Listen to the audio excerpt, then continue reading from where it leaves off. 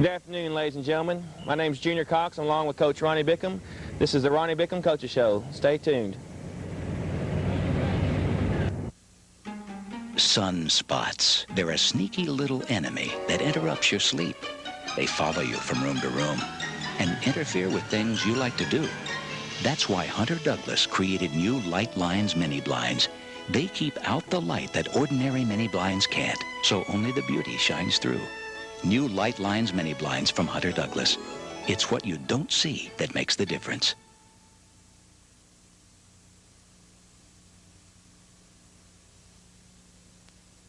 Afternoon, Coach. Give us describe last week's ball game versus the Cooper Bulldogs. Well, Junior, it was really a great ball game. It was a great atmosphere. Cooper went all out in their community. There were streamers all over town. There was signs in the yards.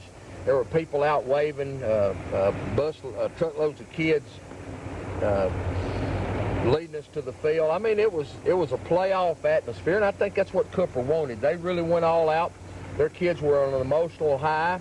Their fans were standing room only. You know, I talked to a college coach there that was at the game. He said he forgot how small-town football could be so exciting. He's used to looking at the larger 5As, and he said it was just a really an unbelievable ball game. You know, we just, our kids came focused. We weren't playing on emotion. We were playing on just staying focused and playing our normal football game. And Cooper was playing sky high. And, you know, 13-9 come out of that situation. We won't see a more hostile situation probably this year. And so we were real pleased with the outcome. Coach, compare Cooper versus any of your playoff teams last year that you took on. It seemed being at the game that they were focused and ready, and I'm afraid for any team that Cooper's going to face the rest of the season in Division II. Well, now, you know, Cooper's got to play with that same level of emotion, that same high. Now, that's hard to do every week in and week out.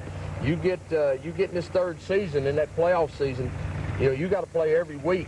So, you know, if you use those things up, your kids only have so many they can use. So Cooper's going to have to play that way against every opponent that they play. But they have a good football team. Now, I'm not taking anything away from them. They played really exceptional football. We had the early fumble, you know, on the 20 that gave them a drive that scored. You know, they were coming into the game averaging 400 yards a game. We gave them 114. Our defense basically had a couple of defensive breakdowns is all. Our offense, on the other hand, sputtered a little bit. We were a little disappointed. We looked back at the film, and on 4 or 5 occasions, Junior, we could have scored if we get one block. You know, if we do what we're supposed to do, we're going to score. So, you know, we're not real disappointed. We see some things that we can fix, and well, we need to play a close ball game. The last 3 ball games have been blowouts, shutouts. We need to play somebody close.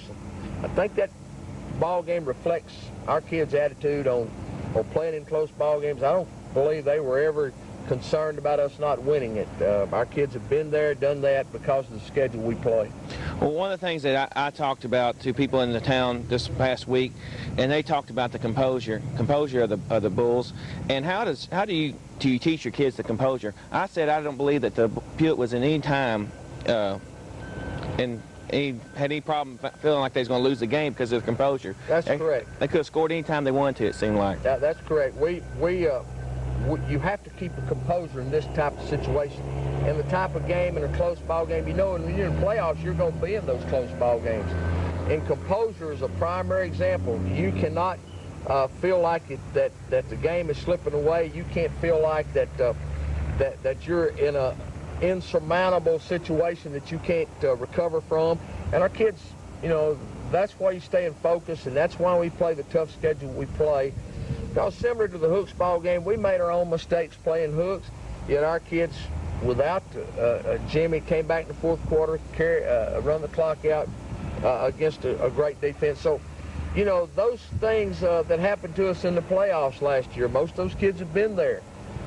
They've been in those close games in the playoffs, in the game against Boyd, where you have to come back after being scored on late in the ball game. So, I think that we reach back and pull from that kind of experience, and that's what happened Friday night.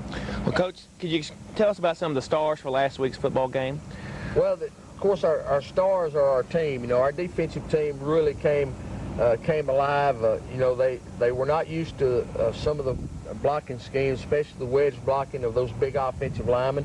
But once they got everything down pat, you know, our defense took over. We had a little defensive breakdown on the pass coverage that they scored on. And then one of their backs broke out and made a pretty good run.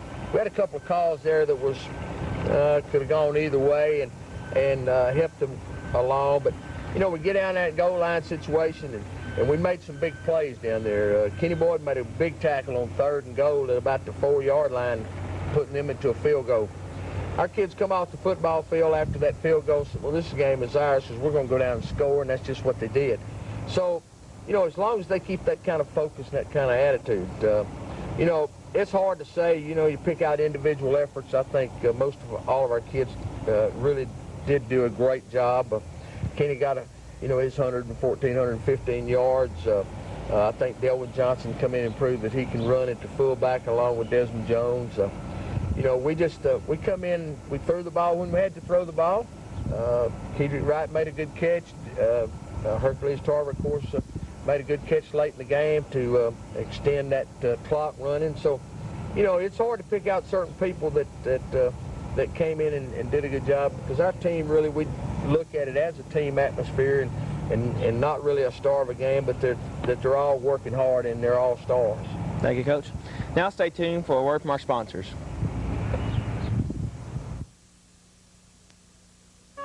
Provocative, intelligent, exciting. Hunter Douglas, the leader in window fashions. Radiant, innovative, extraordinary. Hunter Douglas is all these. And now the Hunter Douglas Fashion Credit Program gives you the luxury of buying now and paying later. Hunter Douglas, changing the world, one window at a time. And with locations throughout the East Texas and Louisiana area, there's a blind place near you. Well, Coach, one of the plays I wanted to talk about that I was surprised by Cooper's actions. Every time they kicked off, they attempted what I'd call a pooch kick or an onside kick. Correct.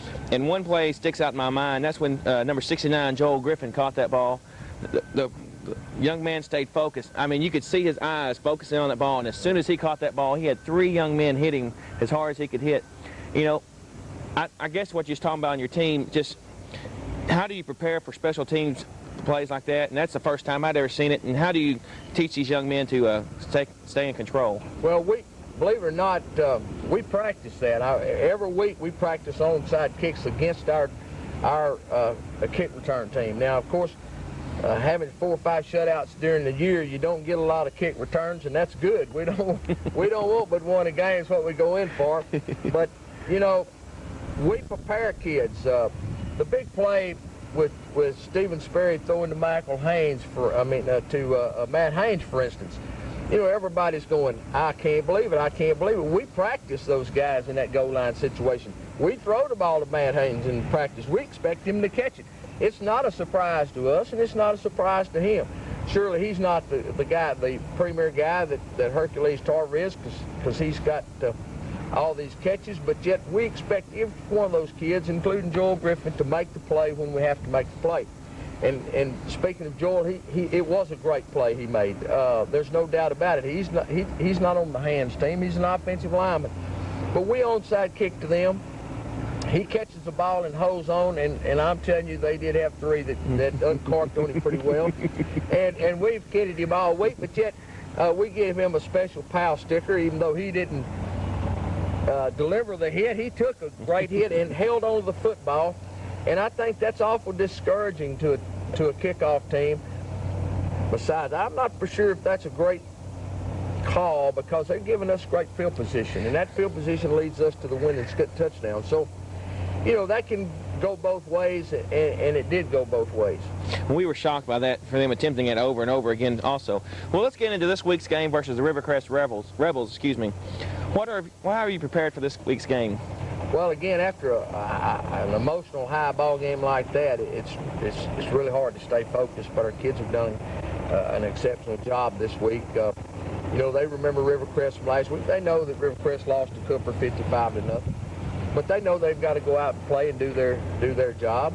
You know, we go out this week. We went out. We weren't hoorahing. You know, we kept it a machine-like practice. We continued working on things that we need to work on. You know, our offensive line's not where it needs to be. We missed several blocks. We're still trying some new people in there. It wasn't where it needed to be last year at this time. So we're actually playing a little better level than we were at this time last year. And we think that those problems will be fixed. So we go out fixing what we do best. And therefore, we feel like when it gets time to play Rivercrest or whoever's our next opponent, that it's going to be our destiny and not our opponent's destiny. Well, Coach, I know that the playoffs will be coming up soon, and with the win over Cooper, it seems pretty much intact that Pewitt and Cooper are going to be probably one of the two of the three representatives for our district. Have you been preparing or been scouting ahead already for those who you might feel like you would see in the playoffs? Junior, we really have. You know, it's not overconfidence or anything else. You know, used to you play every game one at a time. We still play every game one at a time, but you have to prepare for what's coming down the road. And in our playoff system, we sort of know we're going to be the big school, and we know who's going to be the big school in the other districts. And we're scouting Farmersville our first round. In fact, we're already talking to them where we're going to play in a field.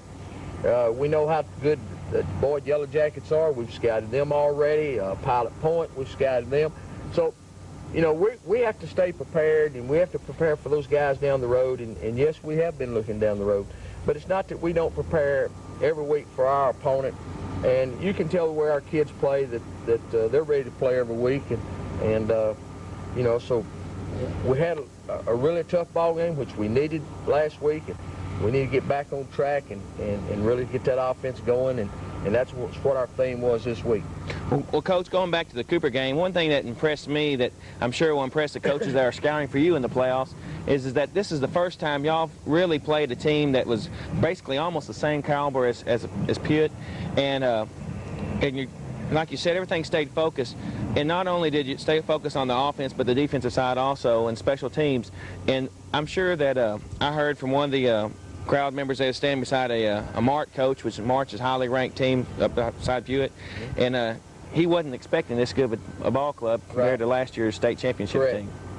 You know, how do you impress upon people that this team is just as good as last year's team, if not better? Well, every team has its own strengths and weaknesses. You know, last year's team was different than this year's. We had a few strengths last year that we don't have this year. For instance, we don't have that 4-3 fullback in Ben Johnson. We don't have that huge nose guard in Melvin McGarry, but we do have a great nose guard that's quicker, that's actually doing a better job there. We also have two fullbacks that are not 4-3, but yet are brutal fullbacks. Delvin Johnson, I think, before the year's end, is going to be a force to deal with in there inside. Desmond Jones will be able to score anytime he touches the ball. So, you know, we're all a little bit different from last year, but we're close to the same too. So we try to work on those areas that we have to be better in and every week, and that's what we tell our kids. And if we don't get better, we won't beat the Boyds and the Marts of this world out here, or the Farmersville. So we've got to go out and struggle each week to get better. You know, you look out there, and I know our fans, it's easy to get complacent when you've won 18 in a row. You know, and our fans go out and say, well, it's not going to be a game, you know. And so I think really we gave our fans a great game, and one that they had to hang on their seats, one that was similar to a playoff game, and our kids need to play a close game, which is going to help us down the road. Thank you, Coach. Thank you, Coach. This has been the Ronnie Bickham Coaches Show, and stay tuned for the night's ball game.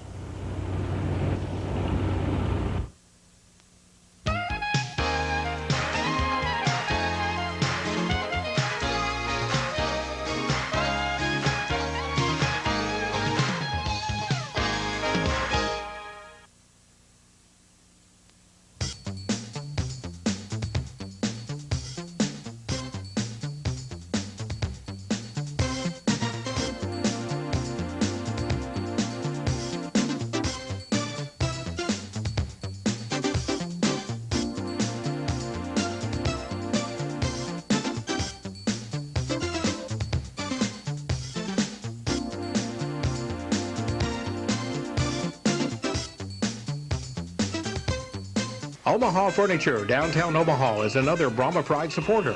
Start with a great selection of sectionals to meet your needs. Look at this fine selection of sofas and love seats in all decorator styles and colors. A huge selection of action furniture by Lane, from rockers to electric-powered recliners. Watch as our models demonstrate our fantastic inventory of appliances featuring Whirlpool washers, dryers, and refrigerators. And Zenith TVs and VCRs lead the way in our selection in the electronics department. Omaha Furniture in Omaha. As the largest bank in Morris County, we offer the best in banking services in our region. We have the technology and the resources to provide the same services as a big bank. Recently, we've added banking by phone and the Visa check card program to our growing list of services. But what really sets us apart is our people. Our knowledgeable, friendly staff can meet all your banking needs. We've been here and we'll be here. You can count on us. We're Morris County National Bank. Brahma Foods in Omaha is home of the Bullpen Deli. Start your day off with a great breakfast or stop by for our all-you-can-eat lunch and dinner buffet featuring our famous good old made-from-scratch home cooking, complete with salad bar and fresh-made bread. And it's served 11 to 8 daily for only $4.75. Thursday, Friday, and Saturday nights feature steak and fish specials, including all-you-can-eat catfish. Come by Brahma Foods for all your grocery needs and be sure to visit our meat market. That's Brahma Foods in Omaha, home of Brahma Pride. Freddy's Auto Repair, Highway 144, 1 mile south of Omaha, is a proud Brahma booster. Freddie Joyner has 34 years experience, with 15 of those years as an ASE Master Certified Mechanic. Freddie does all types of general and automotive repair and engine rebuilding. They're also high performance and rear axle specialists. They offer the latest computer diagnostics. Freddie's Auto Repair, located 1 mile south of Omaha on Highway 144. Freddie's Auto Repair, another Brahma Pride supporter. Provocative, intelligent, exciting. Hunter Douglas, the leader in window fashions. Radiant, innovative, extraordinary. Hunter Douglas is all these. And now the Hunter Douglas Fashion Credit Program gives you the luxury of buying now and paying later. Hunter Douglas, changing the world, one window at a time. And with locations throughout the East Texas and Louisiana area, there's a blind place near you. Good evening, folks. I'm Tom Ramsey. The following is part of a series I hope will help inform voters about the proposed constitutional amendments that will be voted on Tuesday, November the 2nd. Tonight, we will be talking about Proposition 2, the constitutional amendment relating to the making of reverse mortgages and payment of reverse mortgages. Some older Texans find themselves in an unusual financial situation. They are house rich but cash poor. They have no way to benefit from their most valuable asset. In 1997, Texas voters sought to remedy this problem by passing a constitutional amendment allowing for reverse mortgages, another form of home equity lending. The 1997 amendment did not provide sufficient legal structure for the reverse mortgage market to develop. Proposition 2 creates the necessary structure and brings Texas into line with federal law while reinforcing strong protection against foreclosure. I'm Tom Ramsey, reminding you to please vote November the 2nd.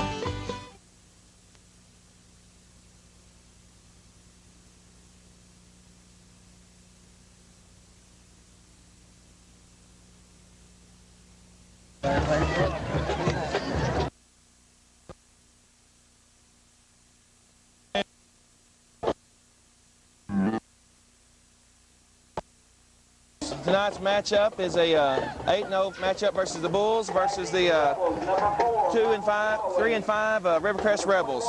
Tonight's sponsors for the games are the Blind Place, Omaha Furniture, Morris County National Bank, Brahma Foods, Freddy's Auto Repair, First National Bank in Hugh Springs, Omaha office, John Paul Jones Motors, Frederick G. Sperry, DDS Jones Dentistry, S-Mark, Gladewater National Bank in Omaha, State Representative Tom Ramsey. There's a kickoff. It'll be number 21 on the receiving end of that. Got a wedge, goes up the middle, hits the wedge, and the wedge busted there looks like it was number 72, Townsend. This broadcast is protected by copyright laws and is the property of FVP Network Incorporated, Channel 54.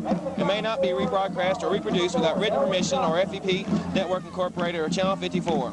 Anyone interested in a video copy of this game should contact Channel 54 at 903-572-4351. Videos are available for $15, tax included.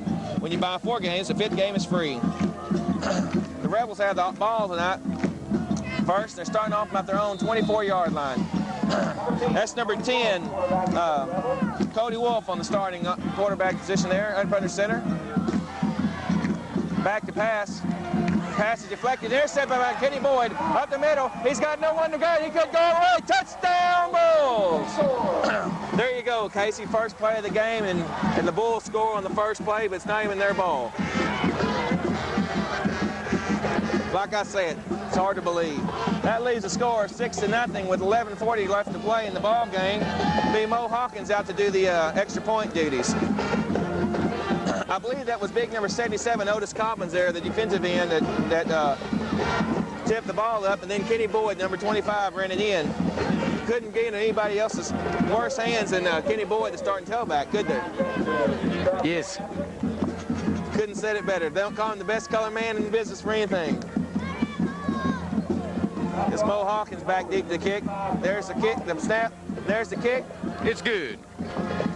And it's good, ladies and gentlemen. Tonight, filling in for Craig Rushing, it will be Casey, rather known as Pyro Gyro, Fred Sartain. Sometimes I'll call him Fred, sometimes I'll call him Ted. As long as I don't call him Sally, he'll be okay. That leaves the score 7-0 with 11 minutes and 40 seconds left to go in the first quarter.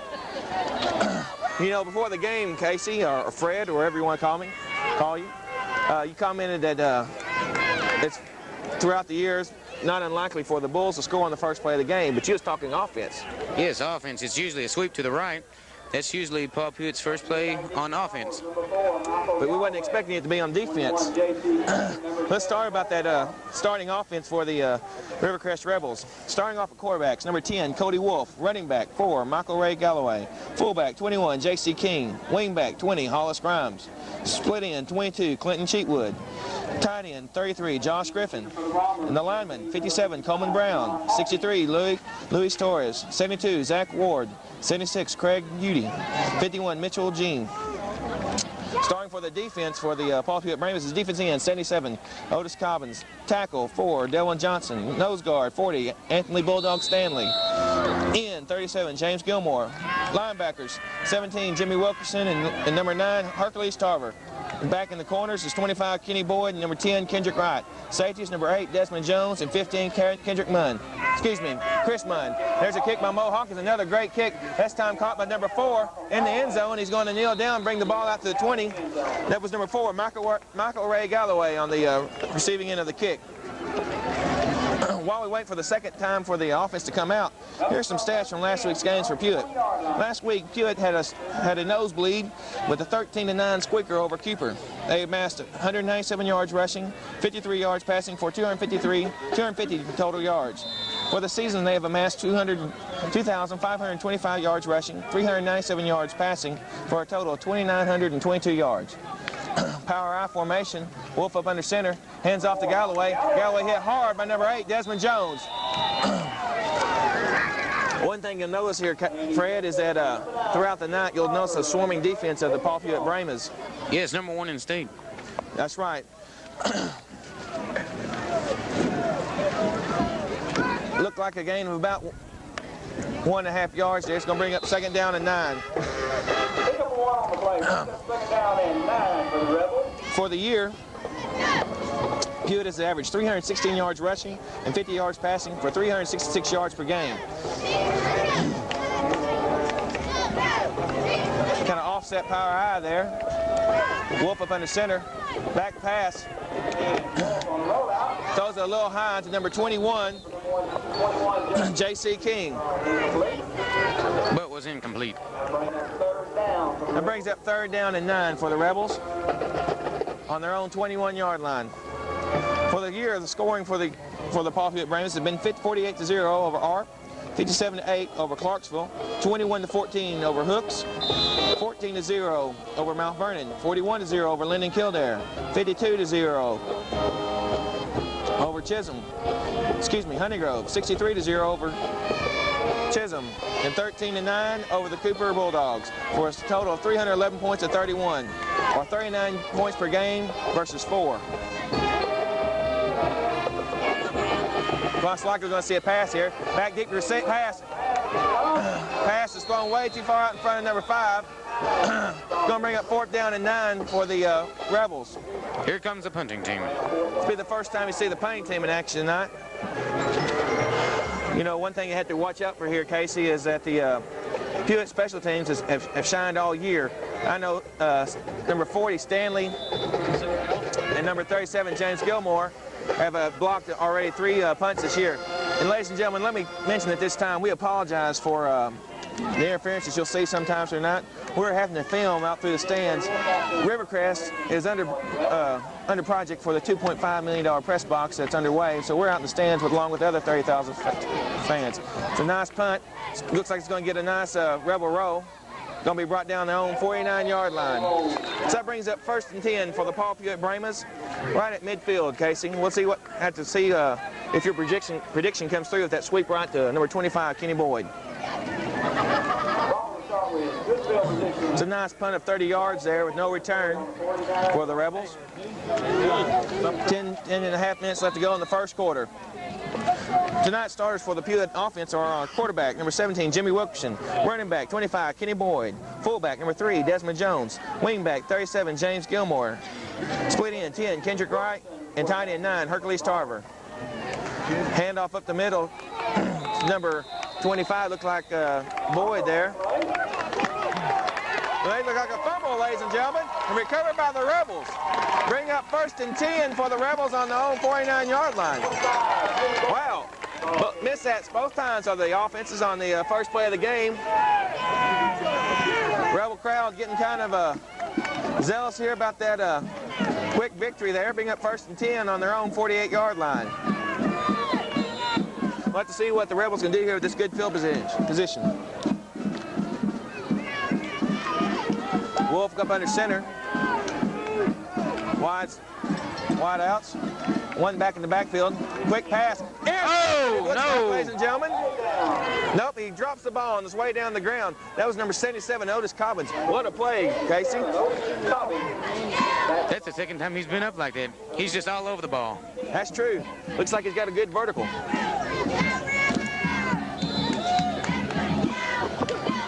We'll look at the instant replay on our Jumbotron on the left end seal. Unfortunately, you'll be unable to see the new Jumbotron that Rivercrest has put in the swamp. Looks like the replay, like the ground caused the drop, causing incomplete pass. There's Wolf back again. It's going to get hard. Looks like right by a mass of people, led by number 8, Desmond Jones, with number 40, Anthony Stanley, and number 17, Jimmy Wilkerson. You know, this week during the coaches show, Casey, I was talking to Coach Ronnie Bickham, and he says that Wilkerson has been sought by every major college in the United States. You name it, he's been sought after. While I was sitting there waiting to him, he was talking to the Purdue Boilermakers. Baylor had just called, A&M had just called, Florida State had called. You know, he is an impressive young man. What's impressive is some want him as quarterback, others want him at linebacker. Brings up 3rd down and 11. Wolf back deep to receive again. Oh, an incomplete pass. Broken up by Desmond Jones. Broken up by number Desmond Jones. That pass was intended for number 5, Keith Hines. Brings up 4th and 11. See if the Rebels can get another good punt like they did last time. If they get a punt of that 30 yards like this time, it'll be down about their own 23-yard line of the Bulls. Back deep to receive is number 8, Desmond Jones, along with number 11, Stephen Sperry.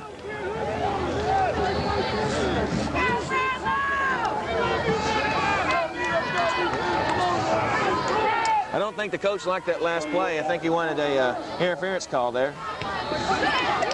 Nice punt on the play. That's going to get a Pewitt roll and roll back about 3 yards. Going to bring up 1st and 10 on the Pewitt's own 26-yard line. It'll be the second time that Pewitt's touched the ball tonight offensively. See what they can do. See if it can last more than a play. Hopefully they can get a drive going on this one. That's true, Casey. One thing that Coach Bickham talked to me about in the coaches show they wasn't very happy with last week was how long it took the Bulls to get into the game. Cooper come out firing off and probably should have scored at the very first possession, but instead fumbled out of the end zone. And Pewitt, it took 2 possessions for them to get carried up. In the playoff formats, that won't be allowed. Wilson hands off to Boyd around to the right end. He's at the sidelines. He's at the sideline. One man. He makes a move. He plays a move over 5 and brought down. Oh, and he's down. About 37 yards. Brought down on about the 37-yard line. That's that play I'm looking for. That's true, Casey. You gave a good call. It's just one play too late. Brings up 1st and 10. No flags on the play. Brings up 1st and 10 for the Bulls on the Rebels' own 38-yard line. He was tackled out of bounds by number 5, Keith Hines.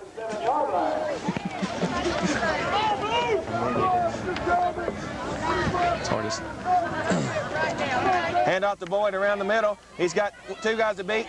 He's sweeping, he's swerving, and carrying about 8 yards. One thing, Casey, I might want to mention to all you fans out there, Boyd averages 10.8 yards per carry. And how out of the 94 times he's carried the ball, he scored 17 touchdowns. So every 6th time he touches the ball, he averages a touchdown. Quite impressive. Speaking along with Wilson, who's being sought after by colleges, Boyd has been sought after by lots of colleges and seems to be leaning towards TCU. Throughout Boyd's career, he has averaged over 10 yards per carry, all 4 years. Wilson keeps it himself. Nope, it's number 4, Dylan Johnson. Got one man to beat. Galloway's not going to bring it down. Touchdown, Bulls. That's the 2nd touchdown by the Bulls. First one offensively tonight. Johnson has been added into the ball game as a fullback the last 3 weeks. Used sparingly the first couple weeks, and all of a sudden he's been masked as a star. One thing we've seen is that they can't pull anybody down. I would have to get that play to the line. Did you see that hole, Junior? I did, Casey. Being a former lineman myself, I appreciate the line and what they do. We don't ever mention them enough. It's all the backs who get all the glory, but without the linemen, there would be no glory. Mo Hawkins again to doing the kicking duties.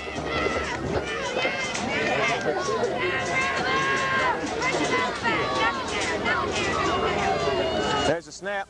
There's the kick. Looks like a good kick, Casey. Going to bring the score 14-0. A little over 8 minutes left to go in the first quarter.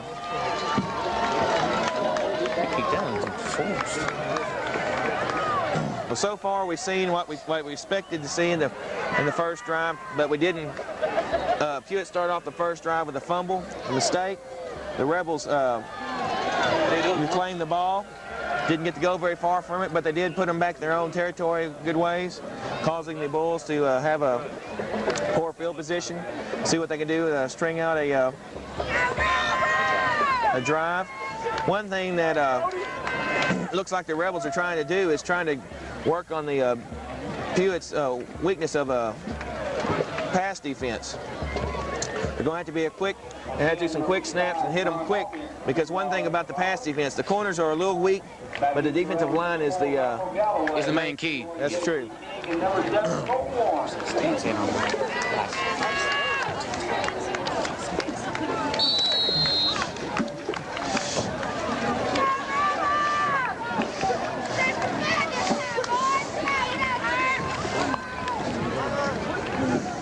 Hawkins to do the kicking duties. Back deep to receive number 4, Galloway.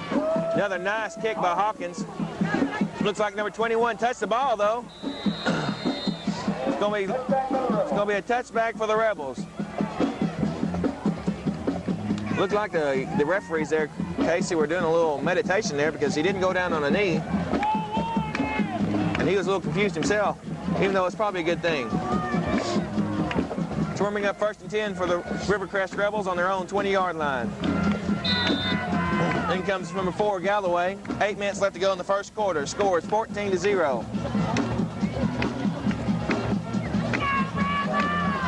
Wolf's going to be up under center.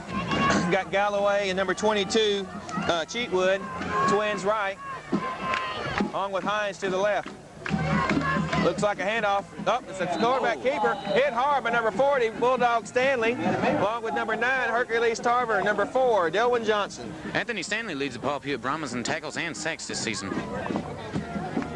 Well, during the coaches show, Casey, one thing I asked the coach to talk to me about how the technique. He said the technique all develops around the nose guard.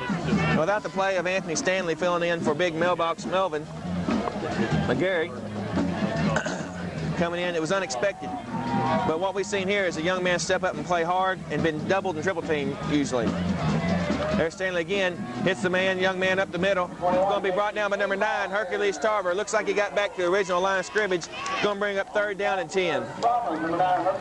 It's a nice crowd here, ladies and gentlemen. Looks like both sides of the field are full. Again, we're going to have to apologize for our conditions. The press box is just not big enough right now for our filming crew, so if someone goes in between our cameras, we just have to apologize. This is Junior Cox along with Casey Sartain filling in for Craig Rushing and Mike Ross on camera for channel 54. Under 7 minutes in the first quarter to go, score is 14-0. Brings up 3rd down and 10, most likely going to see a passing play here. Of course, they might ought to try sweeping number 4, Galloway. One thing they'll have to find out, though, is about the speed of this team. Wolf on the hands, getting chased down by Delwyn Johnson. Sacked way deep, almost a safety, Casey. About the 1-yard line by number 4, Delwyn Johnson. It looked like he went unblocked. It's hard to block a man his size. Going to bring up a long 4th down. Most likely, he's going to be punting in his own end zone. Going to move up about 4 yards. Be back 12 yards deep to kick. I know one thing is going to be here. The 5 animals on that defensive line are hungry, and they're going to go after some meat there for that punter. One thing that does cause, though, is that Stanley has had 2 punter interference calls this year.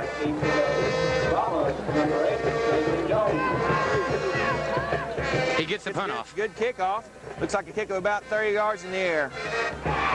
Going to be brought down their own 35-yard line. Be 1st and 10 for the Bulls on the Rebels' 35-yard line.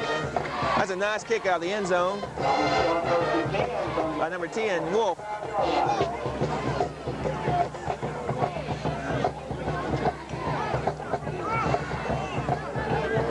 You know, Casey, one thing I like about Rivercrest is I just love the name of this football stadium.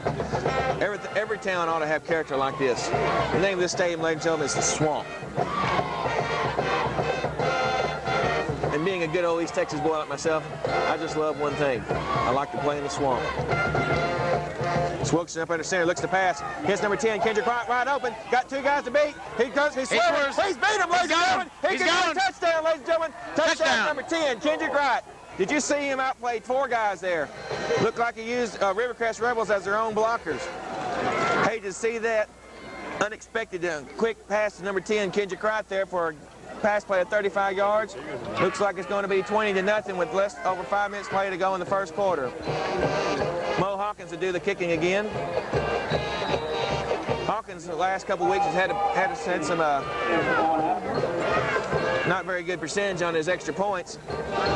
He's just a straight ahead lineman. I'm going to beef it out of you kicker.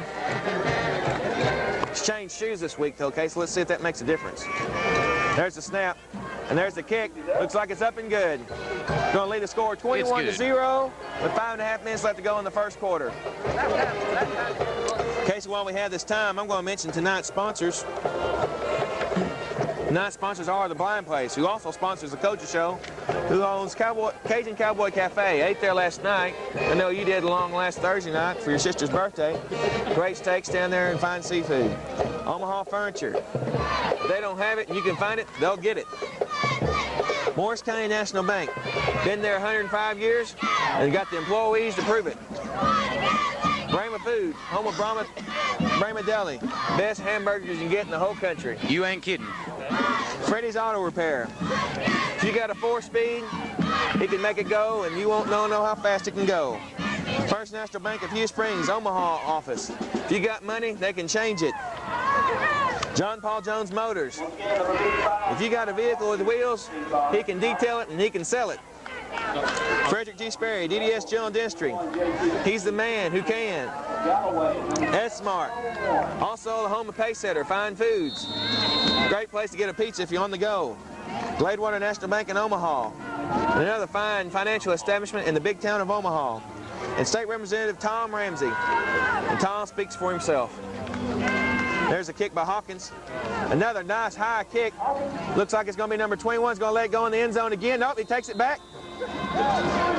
Looks like he's going to run it back again, ladies and gentlemen. They're going to have to talk to referees. They're being a little premature on their calling there.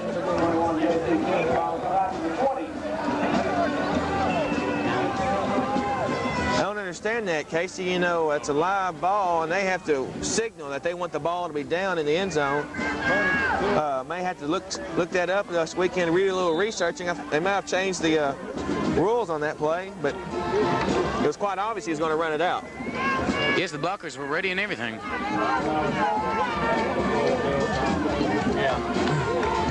There's Wolf up under center, power I formation, twins to the right. There's number 8 splitting off to the left in motion. Back deep to pass is number 10, Wolf. He's got it trying to time number 1. Just thrown out a little bit too far in front of number 1, which is Bubba Anthony. Bubba just needed a little bit more speed on that pass route to catch that ball. Looks like, though, if he could have caught it, he would have had a nice, fine lead over number 10, Kendrick Wright. Wright's a sophomore who they talked to Coach Bickham after the second game, put him in the cornerback spot just for his speed, for his quickness, for his time to reaction. Bring up second down to 10. Twins out to the right. Number 5, Galloway, split left. 21 the back, handoff, number 21 up the middle. Maybe, might have got back to the original line of scrimmage, we'll have to see. Going to bring up third down in round 10. That was number 4, Delvin Johnson, and along with number 17, Jimmy Wilkerson on the play. You know, Casey, we don't hardly ever mention the other teams playing, but we do want to mention the other games that's going on this week sometime tonight. What level you teaching? Wolf up under center. We're 4 in motion. That's Galloway in motion. It's a pass. Caught by number 5, Hines. A gain of about 7 yards. Going to bring up 4th down and 3. Well, Casey, you're the Rivercrest coach. Do you go for it or do you punt? Yes, you have nothing to lose. You have to go for it here. Well, I would agree with you there, but since they're so far back in their own territory, and it does look like the punt team's going out there, I have to say they're going to punt.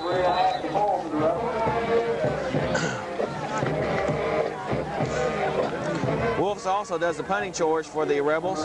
He's done a fine job tonight, averaging over 32 yards per punt attempt. There's a snap.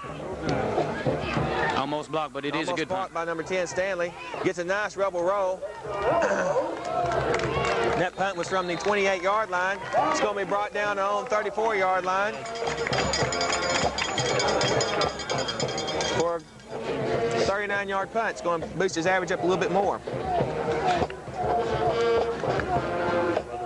Be 1st and 10 for the Bulls on their own 45-yard line. With just under 4 minutes left to go in the first quarter. Score is 21-0.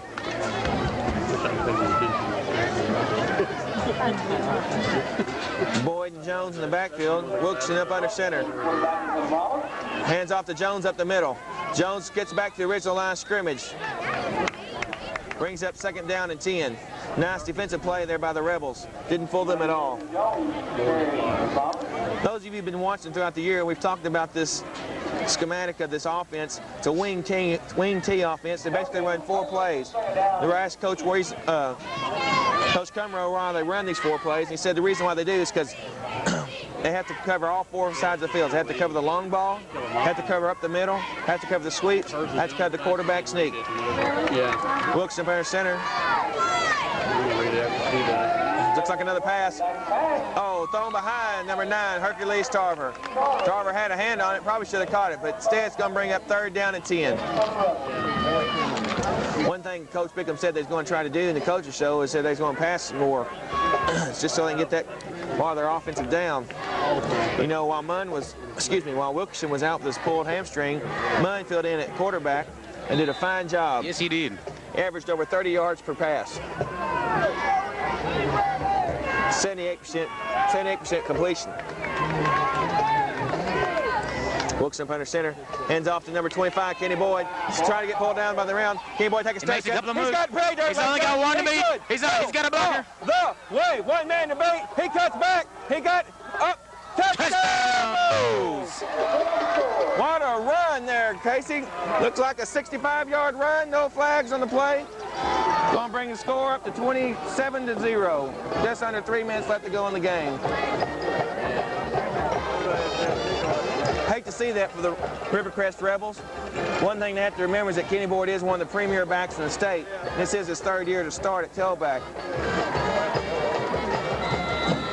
One thing we talk about Boyd all throughout the year is that he's not just a straight-ahead runner. What he likes to do is cut back and be the Barry Sanders type who cuts back and weave back. And through that weave there, he made 2 cutback runs. There moves that got him to pay dirt. Hawkins again to do the extra point attempt. There's a snap. And there's a kick. Looks like it might be wide right this time, though. Nope, it's good, Casey. It means the score 28-0. Just under 3 minutes left to go in the first quarter. Again, that was the sweep to the outside to Kenny Boyd. That Kenny Boyd just knows how to run. He does something magical that just goes right up the sidelines and scores just about every time they run that play. Well, they don't call him Twinkle Toes for nothing. Rivercrest has to be proud of their effort so far, though, because Pewitt has done this to every team they played, and Rivercrest has a lot of spunk left in them. These boys have some size to them, and one thing they can count on is that their size to keep on pounding in up the middle. Back deep to receive again is going to be number 4, Michael Ray Galloway, along with number 21, J.C. King. Well, yeah. It looks like number 7, Cole Warren.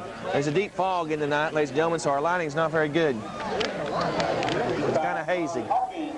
But our Mike Ross, the handy-dandy cameraman, does a fine job again. Sometimes, as long as everything's screwed down.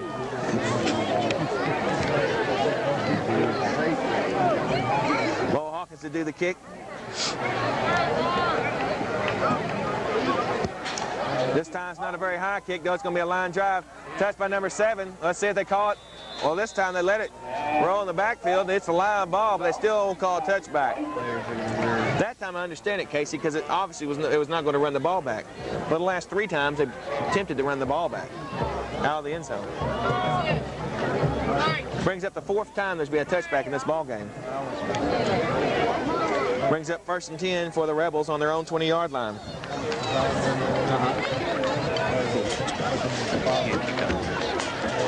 True, but there's only been 4 touchbacks.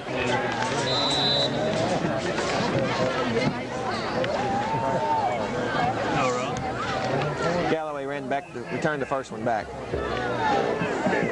Power I formation. Number 22 split wide left. Excuse me, right. That's Clinton Cheatwood. Handoff up the middle to number 4, Galloway. Fumble on the play.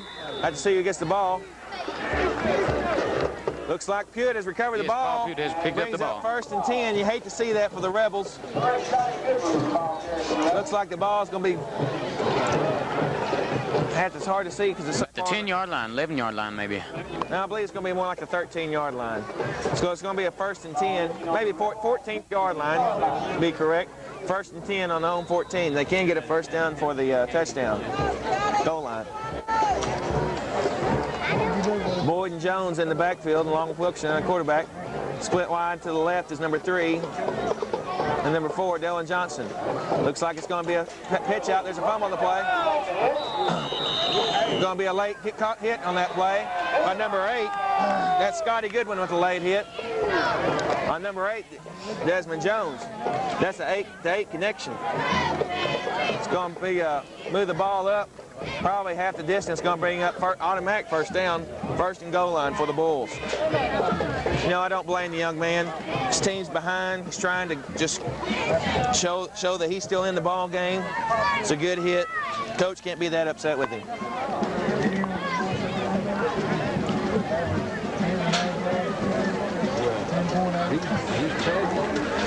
Most likely, this is going to bring Boyd's carries back over the 11 yards per carry. One thing we have to say about Wilkerson, Wilkerson hadn't carried the ball lately because of his quarterback, but Wilkerson, before his injury, was averaging 15.5 yards per carry as a quarterback. He was number 2 in the area, and Boyd was number 1. But since since Wilkerson's injury, he's only run the ball 4 times and hasn't gained that many yards, so his average is probably down around 12 yards per carry. Brings up 1st and goal.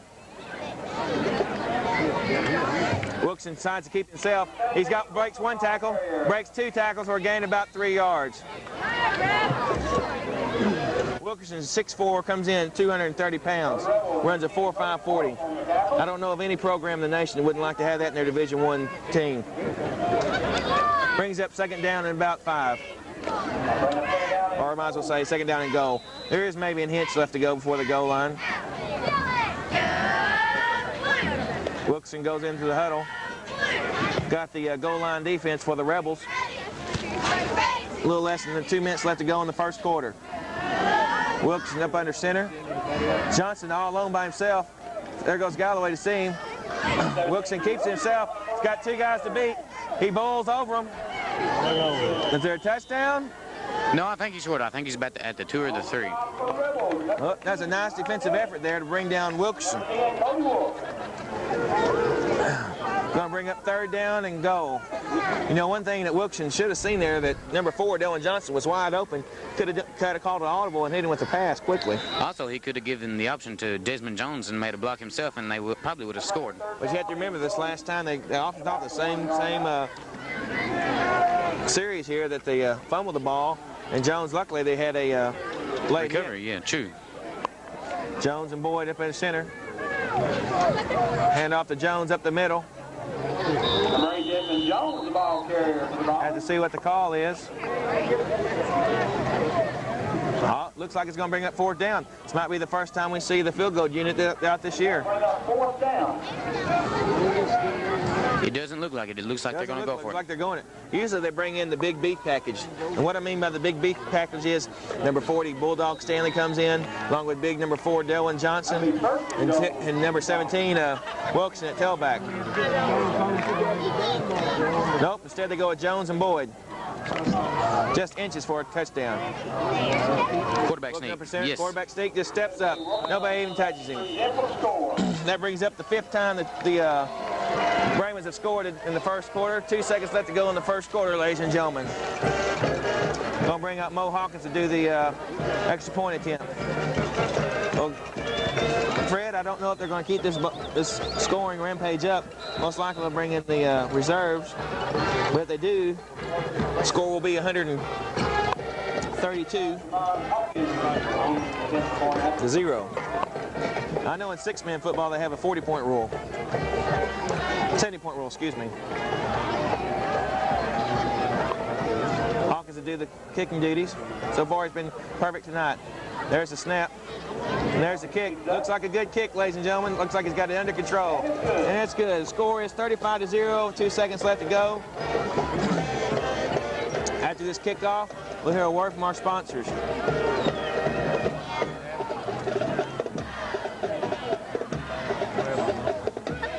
I want to mention a couple more stats about this series here between the Rivercrest and the Bulls. Before I do that, let's talk about some of the season defensive stats here, Casey.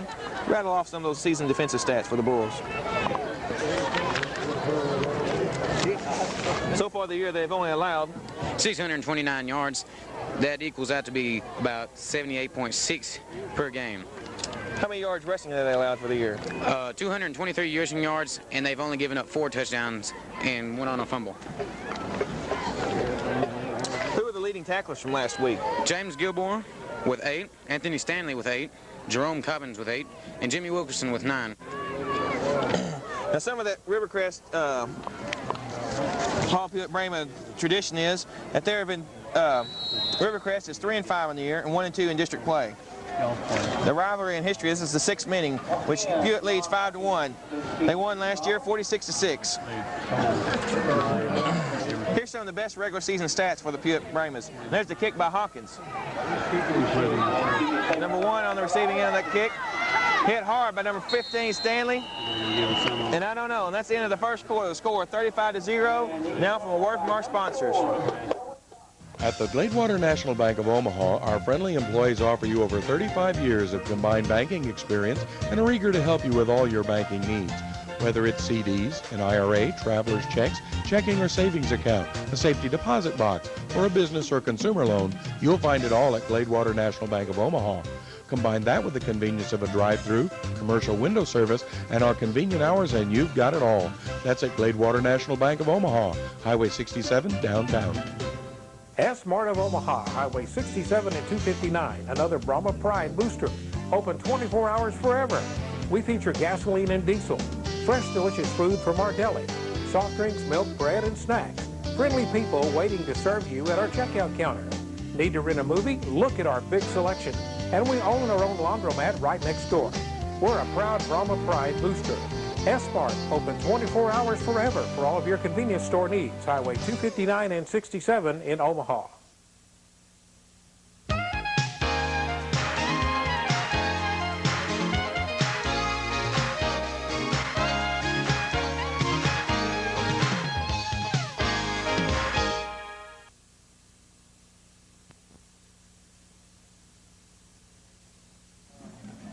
Welcome back, ladies and gentlemen, to tonight's Friday night matchup between the Rivercrest Rebels versus the Paul Pewitt Brahmas. Score is 35-0.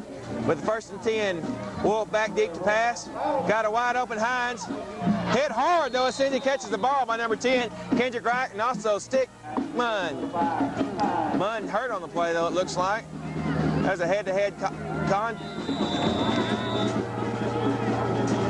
Wright helping him up on the play.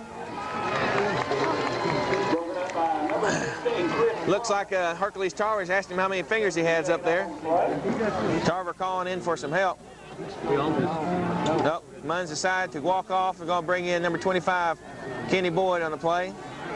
Young men put a heck of a stick on that number 5, Hines. You might have to give that your SWEPCO award, Fred. Yes, I would say... Number 15, Chris Munn. Yes, I would have to say Chris Munn wins the SWEPCO award this week for getting lit up. No, doing the light up. He lit him up, even though he was on the receiving end of the blow. Brings up 2nd down and 10.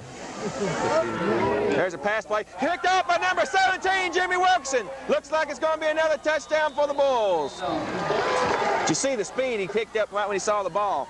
No one there to beat. That's a dangerous pass play there when you're throwing out to the outside like that. It's going to bring the score to 41-0 with the extra point attempt to come by Mo Hawkins. Good reaction time on Jimmy Wilkerson's defense here. That's the 2nd interception return for a touchdown tonight, ladies and gentlemen. Tell us some of those defensive stats. Excuse me. I'll bring up these best regular season stats for the Paul Pewitt Brahmas. In 1993, they had their most points ever put up in a season. That was 461 points. In 1957, they had their best defensive year, and they only gave up 33 points. And Paul Pewitt Brahmas are on a 17 straight winning streak, and that's been dating back from 1998. And it's good. Let's bring the score to 42-0. Just starting of the 2nd quarter, ladies and gentlemen. One thing we might want to mention here, Casey, is that this will be the 8th ball game tonight, and Pewitt has already allowed 31 points for the season. In 10 games by 33 points back in 1957 was just during the preseason and district play. And if Pewitt can hold their next 2 opponent scoreless, that'll be the best defensive start ever by a Pewitt Brahma team. Give us some of the miscellaneous stats. Pewitt is having their best start ever with 8-0. Rivercrest's only district opponent to beat is Pewitt. Rivercrest was the only district opponent that has beaten Pewitt in their all-time series, which was in 1973. Boyd has broken the all-time rushing record for Paul Pewitt with 4,329 yards, and he surpassed James Tolton, who had 3,968 in 1963. And Paul Pewitt is ranked number 1 in state. Just sitting just to the left of us, Casey, are the Mart Scouts. And you know, even though the playoffs are 3 games away, and we won't meet Mart till way down the ball game, Mart has been here the last 4 or 5 games scouting for us. They're number 1 in some polls, and we're number 1 in some polls. So we're looking for that matchup later on in the year. There's a kick. Looked like it's caught off his knee. There's number 21 hit hard by number 72, Jerome Cobbins. Excuse me, 77, Otis Cobbins. You know, we always joke about the Otis Cobbins defensive end, bookends. And Miss Cobbins, I didn't mean to offend you if I did last week by saying that their last biscuit, you would be the one who got it. I was just getting some fun there. We have some fun there with the boys that we can throughout the year. Cobbins and Cobbins Incorporated have led that starting defensive 5. We don't have the stats. We were reading them on the way up here to the ball game. Or my passenger was. I was driving. I wasn't reading. I am a safe driver. And so far this year, they have amassed 19 sacks, 268 tackles amongst them. Yes, 9 fumbles and 4 recoveries. 4 touchdowns. There's another, oh! Number 21 had the reception there, but he lost it. That was J.C. King. Looks like we're going to have an offsides called against the Bulls. Bring up their first penalty of the night. I'll bring up those defensive stats for the Pewitt Brahmas this year. They have 19 sacks for 9 fumbles and 4 returned for touchdowns on those fumbles. Rebels are going to accept the penalty. He's going to bring up 1st and 5 on their own 25-yard line. Excuse me, 27-yard line. Forget they returned that kick. It was only the 3rd time they've kicked. Hawkins has had a heck of a job kicking tonight. So far, he's 6 for 6 for extra point attempts and had 4 touchbacks in the end zone. You know, rarity in high school football. Rarity for a lineman. Galloway in motion. Stanley jumps off sides, it looks like. Don't know if he was drawn off sides or what. Maybe the first down for the Rebels tonight. Yep, offsides by the Bulls. First down for the Rebels. Something to be positive about. They did get a first down this half, which is a rarity in this Bulls defense. Hear the noise from the crowd. Again, ladies and gentlemen, we're going to have to apologize. We have had some of the crowd move away from us in front, but still there'll be somebody walking back and forth. I'm sure during a halftime show, we'll have to miss some of it from the crowd interruption. We apologize for that. But please stay tuned for that great halftime show coming up. Galloway motion. Wolf keeps it off. Pitches number 21. Looks like he's going to be hit way behind the line of scrimmage for a loss of about 4 yards. That's one thing teams have tried to do all year long is check the speed and quickness of this Bulls defense. And one thing we've always seen is that's the exact results. Loss of yardage. Brings up 2nd down and 13 for the Rebels. Back on their own 29-yard line. Most likely going to see a pass play here by Wolf to number 5, Hines. Will be covered by number 10, Kendrick Wright. Looks like he's going to be doing some bumping run coverage. There's the pass. Intercepted. Oh, no, it's dropped. Who is that that dropped the ball? That's a rarity. Kenny Boyd. 25, Kenny Boyd. 25, Kenny Boyd defending for the ball. It looked like he lost his footing. That's the reason he couldn't react on that ball. That's true. Casey, looked like they had Boyd back in safety position, which is a rarity. I don't know who they have covering the other side. I have to pay attention because it's let me see. I can't tell if that's Munn or Sperry. That's Sperry in the backfield along with Boyd. It's now 3rd and 12, and I expect a pass on this play. And that's number 20 covering the other side. And 20 is Terrence Shepard. Pass by Wolf, going for a timing pattern. Just doesn't make it. Trying to hit number 22. Clinton Cheatwood. You know, Wolf's passes have just been a little bit too far out there. Been nice tight spirals, perfect arcs on them, just like you want to be. But the receivers just hadn't been able to get to the ball yet. If they ever hook up on that combination, it's probably going to hit pay dirt. Brings up 4th and 13 for the Rebels. Back deep to receive is number 8, Desmond Jones, along with number 11, Stephen Sperry. Cody Wolf to do the punting duties.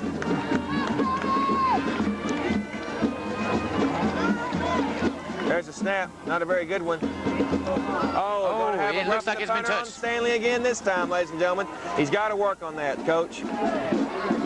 In these games, it don't hurt him, but it's going to hurt the playoff because the coach is going to be watching that, and they're going to say, just let him go, because you just kick the kickoff quick and just let him run into you. It's a great way to get a first down. It's going to bring up 1st 10 for the Brahmas. It's a 15-yard penalty run off against the defense. That will be the second first down for the Rebels. This is Casey's rookie show tonight, ladies and gentlemen. You're getting to see a fine young man who has some talent. He's a young comedian out of the fine town of Omaha, Texas. He may have to pull out some of his imitations. Not imitations, what do you call it? Imitations. Imitations, excuse me, imitations. After the halftime imitation. entertainment system, we will have Austin Powers coming out. That's true. You know, a few weeks ago we had the King come out and Elvis Presley come out and did a little play-by-play. Let's see how Austin does some play-by-play. No, we'll wait till the second half. Wolf up under center, 1st and 10 on their own 45-yard line. Wolf back to pass, quick snap. Looks like Sperry's going to have an interception there. He's on his feet, but he fumbled. But Pewitt picks it back up, then hit out of bounds. I don't know who picked the ball up there. Looked like it was number 8, Desmond Jones. Or Hercules Tarver, I think it was. No, it was number 8, Desmond Jones. Tarver can never get them two mistaken. They're about twice the difference. Brings up 1st and 10 for the Bulls on their own 47-yard line. That's the first interception this year by Stephen Sperry. Looks like he's going to be doing the quarterback duties from now on out, here on out, ladies and gentlemen. Munn really must have gotten shooken up because he was the second-string quarterback. One thing we've seen, though, is that Sperry is no slouch either.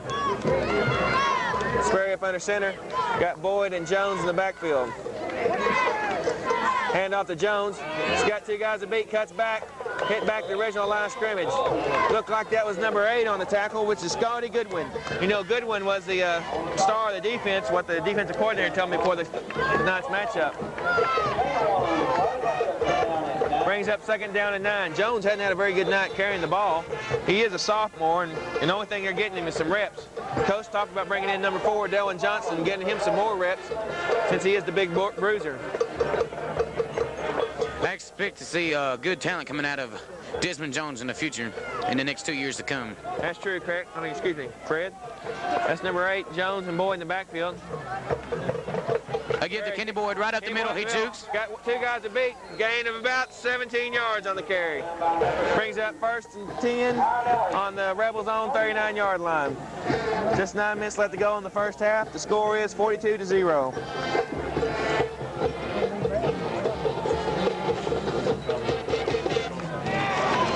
This time, I would like to mention some of the, while they're moving the change. Here's our ball games, ladies and gentlemen, for your viewing fans. On Saturday night, it's 8 o'clock, Dangerfield versus Linden Kildare. Sunday at 1, Pittsburgh versus Winsboro.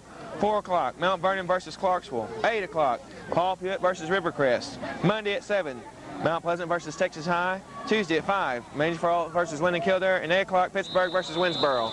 Laundry's flying all over the field. Somebody has jumped off sides. Somebody had to do some washing, huh? See what the call is here. Offside called against the Rebels, first time tonight. Bring up their 2nd penalty. Mark off 5, bring up 1st and 5 on their own 30-yard line. Just under 9 minutes left to go in the half. Score is 42-0. Again, ladies and gentlemen, the weather out here tonight, it's beautiful weather. Everybody in this area is praying for rain, begging for rain, doing everything they can. Oh, I don't know. Mike Ross is asking not right now. I'm saying let it rain. I start dirt work Sunday on my house. That's number 4. Oh, fumble on the play. Picked up by number 5, Hines. Bring up 1st and 10 for the Rebels on their own 31-yard line. Nice defensive play by Hines there. Picks up the fumble and runs about 4 yards. That's the 2nd turnover this game by the by the Paul Pewitt Brahmins. I expect Coach Bigham to say something about that at halftime. I'm sure he's going to have that. They probably will, ladies and gentlemen. I guess I don't know who was running the ball there, but I guess they heard me talking about rain and it just slipped out of their hands. Probably were looking up to see where the thunderclouds are. It is kind of windy out here.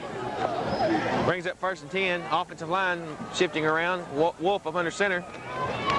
There's number 4, Galloway in the ocean. He sets. Looks like it's going to be another pass play to Wolf. Fumbles. Just here's the footsteps by number 10, Kendrick Wright. Drops the ball, brings up 2nd down and 10.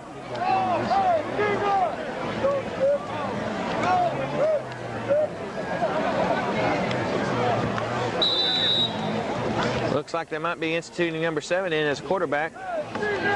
He's been over here warming up the last couple of plays. There goes in number 22. I believe that's Clinton Cheatwood coming in the ball game, bringing in the play. Wolf gets the play. There comes out the huddle. That's number 76, the center, Craig Udy. He's a 6'4", 260-pound senior. Wolf keeps the ball. Tackled by a sack for a loss by number 40, Bulldog Stanley. Rather known as Big Perm, Worm, whatever you want to call him. He was double teamed on that play, and he just broke right through. I give Stanley a hard time or a good time. We mentioned him a lot. The reason we do, I work with his uncle, Dennis Martin, and his little sister, Tammy Martin, and sometimes his little brother, T. Martin. I just like the Martin family. Excuse me, Stanley family. Call them Martins, even though they are related. Wolf again up under center, 3rd down and 14. Looks like a handoff up the middle, number 21, not going anywhere. Hit hard by number 8. A group tackle again by the number 9, Bulls. Hercules Tarver. Tarver's going to do his patented. Nope, he doesn't do his diamond cutter tonight, ladies and gentlemen. Brings up 4th down and 14. 7.5 minutes left to go in the first half. Back deep to receive for the punts, Desmond Jones, number 11, Stephen Sperry. You know, Wolf's done a fine job punting. He's been probably the 2nd-rated punter we've seen in district this year, behind the fullback, number 48, for the Cooper Bulldogs. There's the snap. It's a good snap. Stanley doesn't hit him this time. Nice high kick. Looks like we're going to see a return by Desmond Jones. Jones is trying to hit hard by Galloway, but he gets loose. He's got a wide open sweep. There's his lane. He ducks his head. Hit. Oh, woo! By number 44 on that play. That was Michael Smith. Who was that on that play? Looked like, I think that's the guy that's got a different number.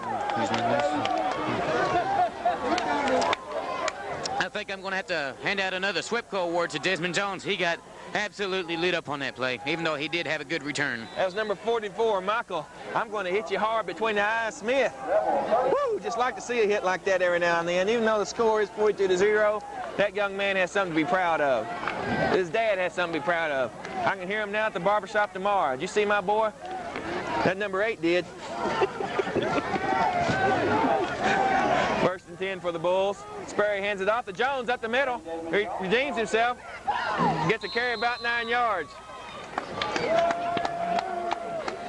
First time Jones has gained more than 4 or 5 yards on a carry.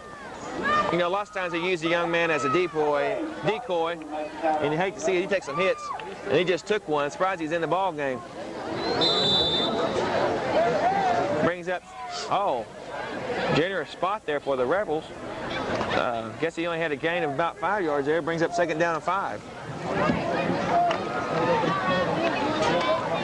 Sperry up under center.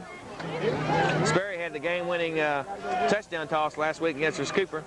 Hands off the Kenny Boyd up middle. They have blockers. He's got 2 guys to beat. He's swept and he's moving back around. They're trying to strip the ball.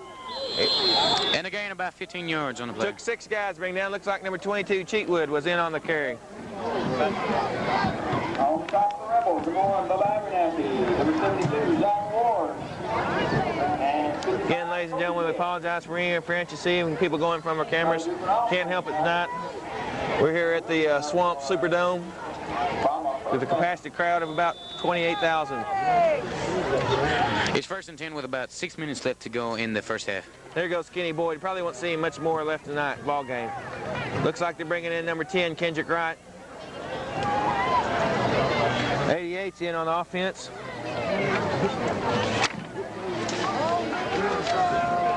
That's Matthew Haynes, 185-pound junior. Looks like a handoff to number 20. Oh, there's a pitch out to Desmond Jones. He's got one blocker. He's going. Oh, and touchdown, Bulls. No flags on the play. The referee's looking. There it is. Touchdown. That leaves the score 48-0. Just over 5.5 minutes left to go in the first half.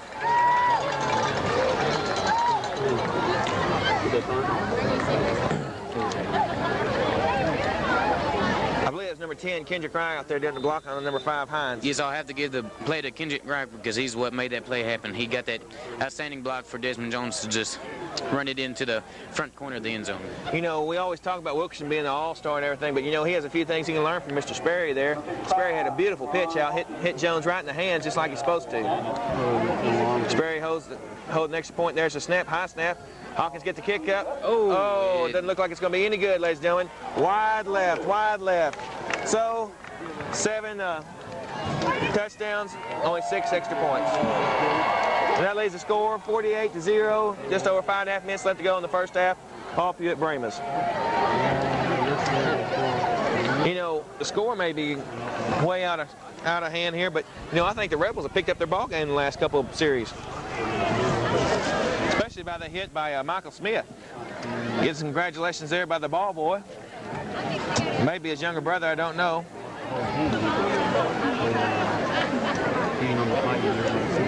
I like Smith's numbers. Number 44. When I grew up, I was a big Brian Bosworth fan. Had the Bos haircut and everything, and at 44 is just a sweet number in my heart. It's probably my second favorite number in football behind my own 76.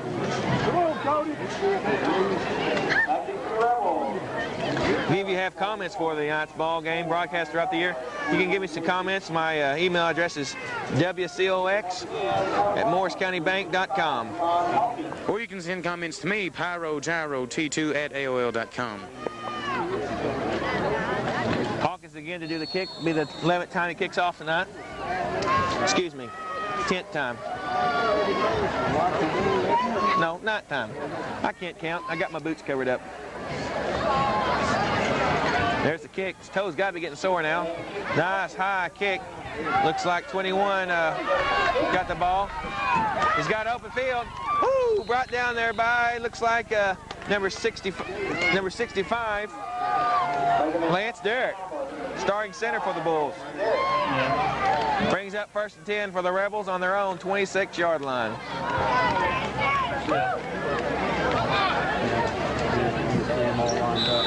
At least, Mike, they're walking past it quickly. That's true.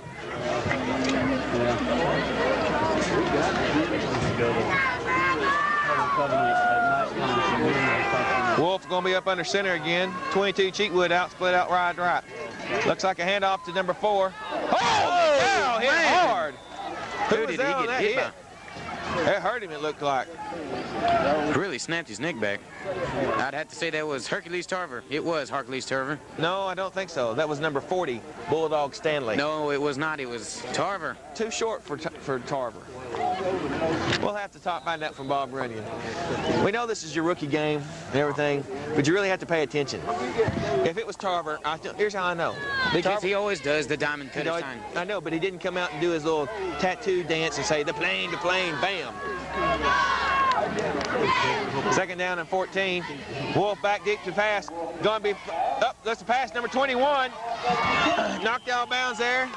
For a gain of about 10, which number will bring 72, up a 3rd and 1. Andy Townsend. Nice open field tackle by Townsend. That was number 21, J.C. King. Almost a 1st down there by the Rebels. Probably the most successful pass play they've had tonight, ladies and gentlemen. It's 3rd and 1. The score is 48-0 with about 4.5 minutes left in the game. I mean, first half. Excuse me. 3rd and 4 for the Rebels. That's a big one. Don't always go by the scoreboard. This is a home team advantage. And the Rebels call their first timeout. Looks like the Rebels call their first timeout.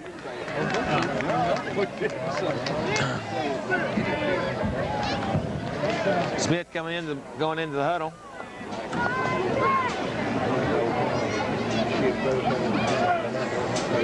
Again, ladies and gentlemen, let's bring up 3rd down and about 4 for the Rebels. Most likely going to see another pass play. You know, last week I saw a fine play that kind of shook up the Bulls, but it was not very successful, but it could have been. That's the old flea flicker play. You got to be careful how you say that. Flea flicker. Unfortunately, though, the pass was not caught, but it would have been gained about 50 yards. One thing Coach Bickham does talk about, and he says his weakness is his cornerbacks. You know, and I don't know how you can have a weakness when you got all-star Kenny Boyd back there and Desmond Jones and Stick Munn. We call him Stick because he sticks it to you. That's the only reason why he's not in the ball game right now, because he won the SWEPCO because he lit somebody up. Going to see a pass play here.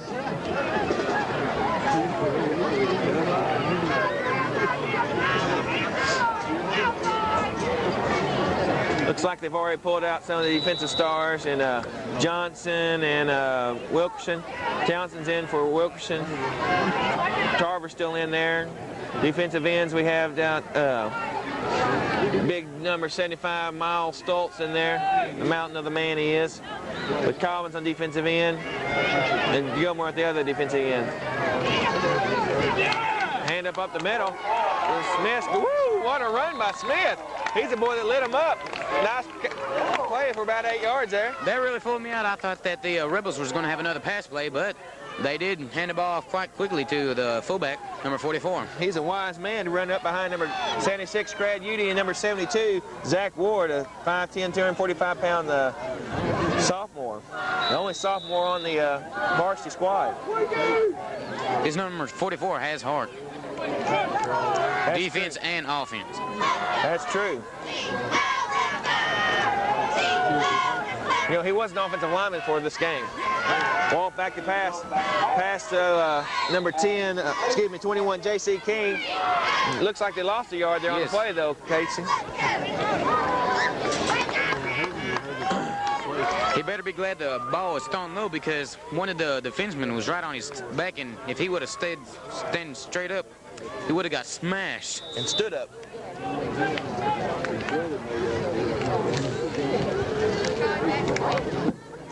Brings up second down and 11 for the Rebels on their own 40-yard line. They do have a little drive going here with the first successful first down without having a penalty. Wolf on behind center, size of keep, but may have got back right at the original line of scrimmage, may have gotten back to the first. Brings up third down and 10. Brought down by number 37, James Gilmore. Can't officially call that a sack because he did gain an inch.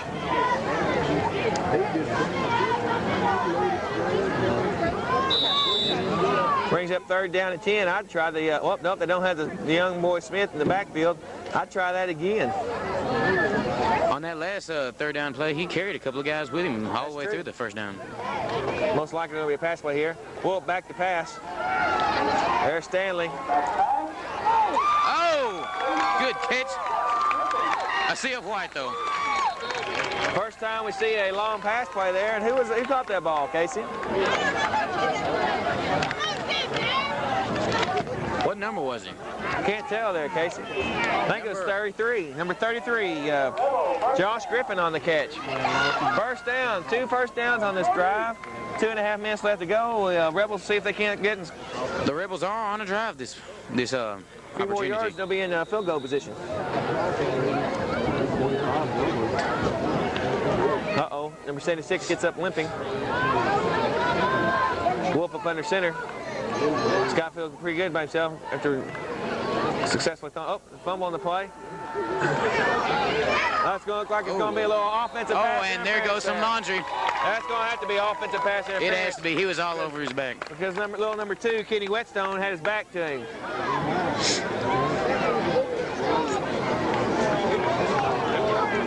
Let's see what they call here.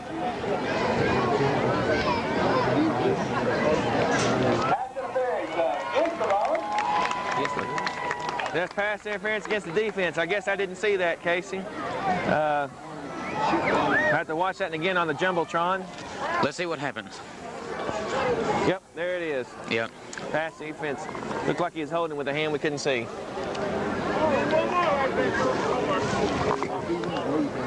Brings up another first down. This is the 3rd first down this series. And they are in about field goal position, but the wind is blowing into their face. So they may have to get about another 10 yards. They may be back on the plus yards. We'll have to get our stats from Bob Runyon from the monitor, or Morris Craig. So it's being first up and 10 on their own 25-yard line. Galloway in motion. Interception. Oh, no. He catches the ball. Brings up another first down and goal. It looks like by number 33. That was pure strength by Josh Griffin. It fooled me. Pure string, just tore it right out of Kenny Boyd's hands.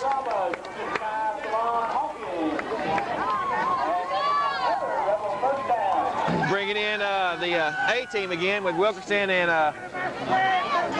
Hawkins and Johnson and Boyd. Oh, not first and goal though there, Mr. Fred. First and 10. They have to make 11 yards. On their own 11 yards.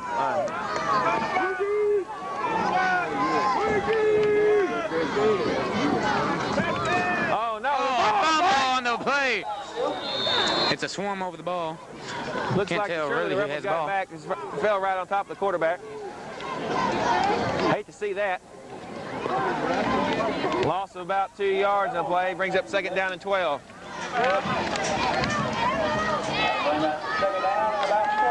Got to be careful on those out routes. Just under 2 minutes left to go in the first half. The score is 48-0 in favor of the Paul Pewitt Brahmas. This is part of the field where you do get jammed by the field because there's not much space to work with if you are throwing the ball. Ooh, good call, good call. That's why the reason they call it the red zone. Sometimes the Cowboys call it the dead zone because they're dead in that zone. That's right. But you know, I had to mention, since Craig is not here, bringing up the Cowboys, we'll call this play first. 2nd down and 12. Galloway in motion. Wolf back to pass. A timing throw. Oh, and he drops the ball. Gave this crowd a little bit more excitement there. Bring up 3rd down and 12. Bulls were lucky there. Going back to the Cowboys and Craig Rushing, my compadre, every through the weeks, you know, you hear us talk about the Cowboys and Redskins. Well, I'll bring the line about that to you. See, I'm a good old Texas boy, and along with Craig, I love the Dallas Cowboys. Always have, always will. Craig loves the Washington Redskins. So he gets us little hits and puns about Deion Sanders never made a tackle. What did you think about the hit from Deion Sanders that first play of the ball game? Impressive. It was very impressive. Woo! Knocked old Stephen Davis off his... I think it was on SportsCenter Plays of the Week. Wolf back again to pass. Almost an like interception by number 37, Gilmore. Going to bring up 4th down and 12. We may see the field goal unit, but I think that the Rebels are going to try to score a touchdown here. That's true. Here, Casey, I don't know if the screen shows it doesn't, but you know, the coaches are 6 or 7 yards deep into the sidelines. You know, they got to be careful because those boys intercept the ball. They're going to come right their way, and they'll use them as blockers. You may see the old, I can't remember the old... Where the band was on the field and they ran through the band? No, that's Stanford. The old Ohio State coach that hit his player going down the field and tackled him. Wolf up under center. 4th and a mile. Back to pass. There's the he's wide open. Touchdown, Rebels score. There goes the defensive stats for the year. Pewitt had a chance to break the all-time defensive stat for the year, and they just let it go. Versus the Rivercrest Rebels. Got to give it a hand to the Rebels. The crowd goes wild. Less under a minute left to go. Score is 48-6.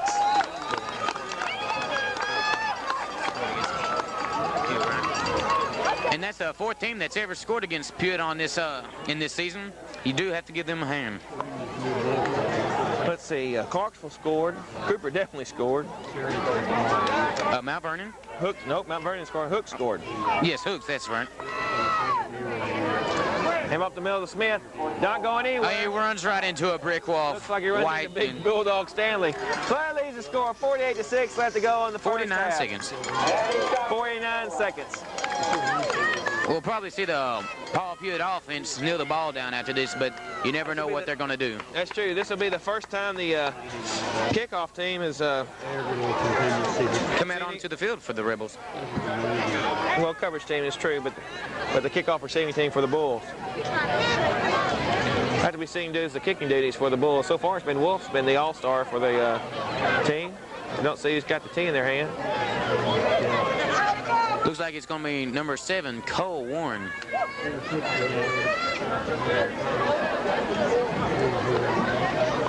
See if they go for an onside kick. There's only 49 seconds left to go in the first half. You know, if anything, that they've seen that the Bulls were very successful last week against the onside kick. The kicker will be number 56, Philip Rowland. Rollin', rollin', rollin', roll high. Keep those doggies rolling. There's the kick. Nice kick. Looks like it's going to be picked up by number 8. Desmond Jones up the middle. He's got room. He's got one man to beat. That's number 22, Cheatwood. He takes him out. Oh, man. To about the 35-yard line with 39 9 seconds left on the clock. That's been the best kick return by the Bulls this year. Nice play by Cheatwood. I guess he was a safety, and that's why they have a safety. Because the kicker definitely didn't have the giddy up and go to catch the speedier Jones. 39 seconds left to go. Ladies and gentlemen, please stay tuned for the halftime show. We may have a few interruptions with people going back in front of the camera. We apologize for that. I have to remind you that Rivercrest's press box just wasn't large enough for this capacity crowd to hold us, so we're out here in the stands. This is Junior Cox along with Casey Sartain and Mike Ross on camera at Channel 54. The score is 48-6. First and 10 for the Bulls. Hand off to number 30, Mitch Gibson. Gibson's brought down by number 8. He may have got back to the line. Scotty Goodwin. It had to be just at the right second. They couldn't cut it too soon. Goodwin is a starting middle linebacker. Gained about 1 yard. I think that's probably going to be the last play of the halftime, ladies and gentlemen. Score is 48-6. 12 seconds left to go in the first half. Please stay tuned for the halftime show. This is Junior Cox, along with Casey Sartain and Mike Ross on camera. And they run out the clock somehow. First National Bank of Hugh Springs, Omaha office, offering free checking, senior citizens accounts, check card, debit card service for your checking account, personal loans, home equity loans, real estate loans, 24-hour customer service. Our lobby is open 9 to 3 Monday through Thursday and until 5:30 on Friday. Our drive-thru is open 8:30 to 3 Monday through Thursday and until 5:30 on Friday. First National Bank of Hugh Springs, Omaha office, a Brahma Pride supporter. John Paul Jones Motors in Naples is family owned and operated and celebrating 32 years of top quality customer service. 3 generations of satisfied customers throughout Northeast Texas have given us the privilege of being their quality used car and truck dealer. That means a lot to us, and we try to see that every single one of our customers receives the individual attention they deserve. Courtesy, fairness, and integrity are principles we believe in. So try us before you buy your next car or truck. And by the way, go Brahmas! Good evening, folks. I'm Tom Ramsey. The following is part of a series I hope will help inform voters about the proposed constitutional amendments that will be voted on Tuesday, November the 2nd. Tonight, we will talk about Proposition 12, the constitutional amendment to authorize the legislature to exempt from ad valorem taxation leased motor vehicles, not held by the leasee primarily to produce income. Under authority of the Constitution, the legislature has exempted from property taxes tangible personal property not used to produce income. The Constitution also gives local taxing units the option of overriding the exemption. Most appraisal districts apply the exemption to personal vehicles, but not to those leased. Proposition 12 would allow the legislature to extend this exemption and treat leased vehicles just like those privately owned. This would eliminate this annual tax on citizens who lease cars for personal use. Business leases would remain subject to taxation. I'm Tom Ramsey, reminding you to please vote November the 2nd.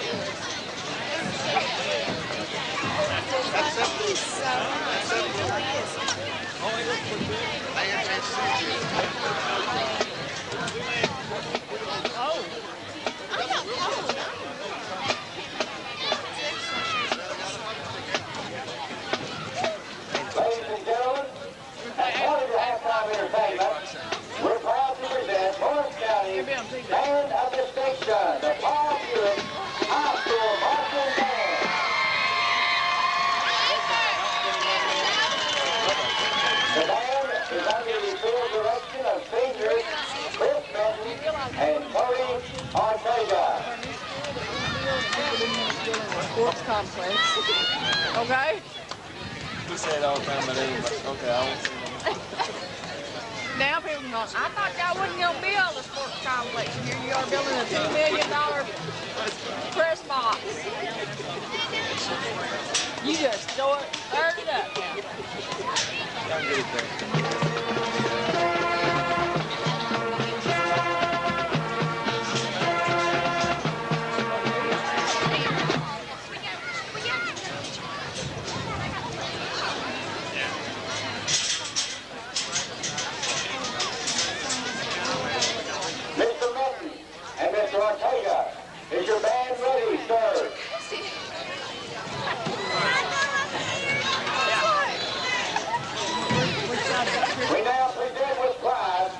Paul Pewitt High School Marching Band.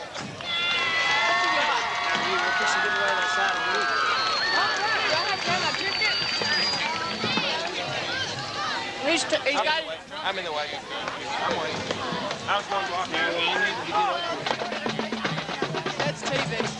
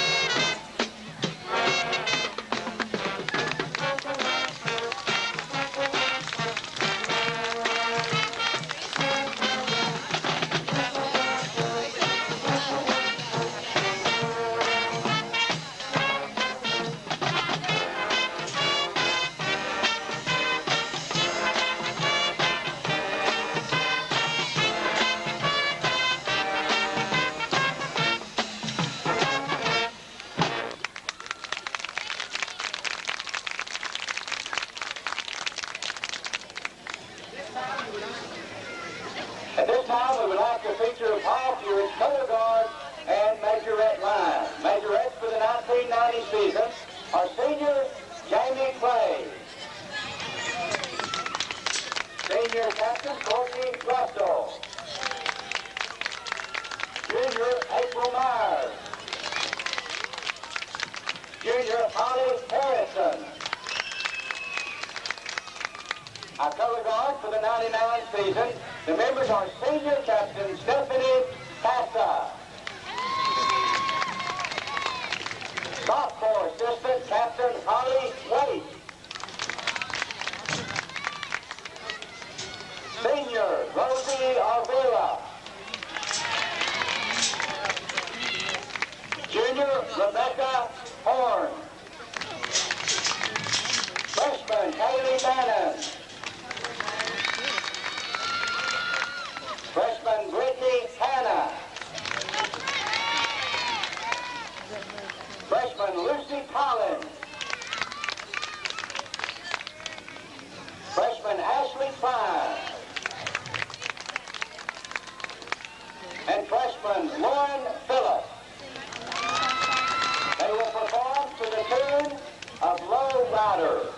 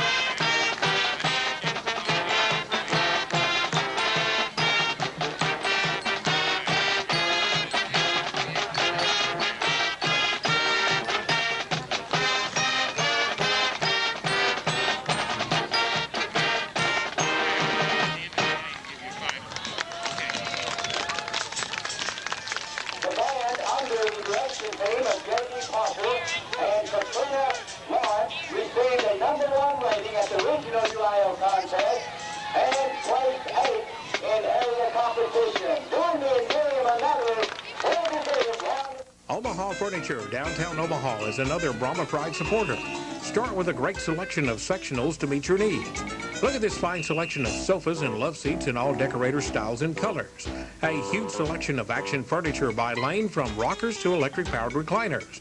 Watch as our models demonstrate our fantastic inventory of appliances featuring Whirlpool washers, dryers, and refrigerators. And Zenith TVs and VCRs lead the way in our selection in the electronics department. Omaha Furniture in Omaha. As the largest bank in Morris County, we offer the best in banking services in our region. We have the technology and the resources to provide the same services as a big bank. Recently, we've added banking by phone and the Visa check card program to our growing list of services. But what really sets us apart is our people. Our knowledgeable, friendly staff can meet all your banking needs. We've been here and we'll be here. You can count on us.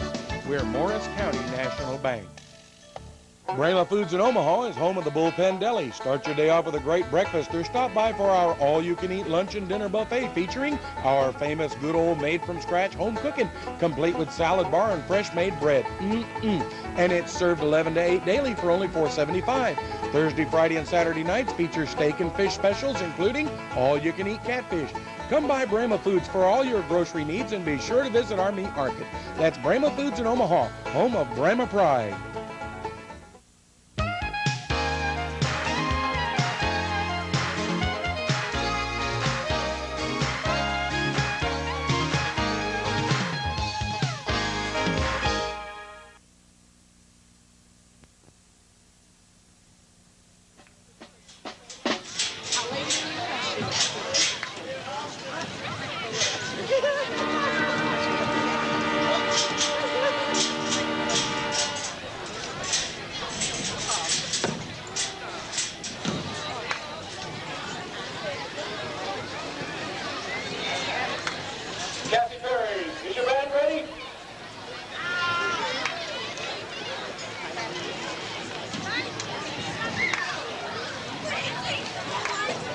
And now, the Rivercrest Marching Band and a performance of Rivercrest.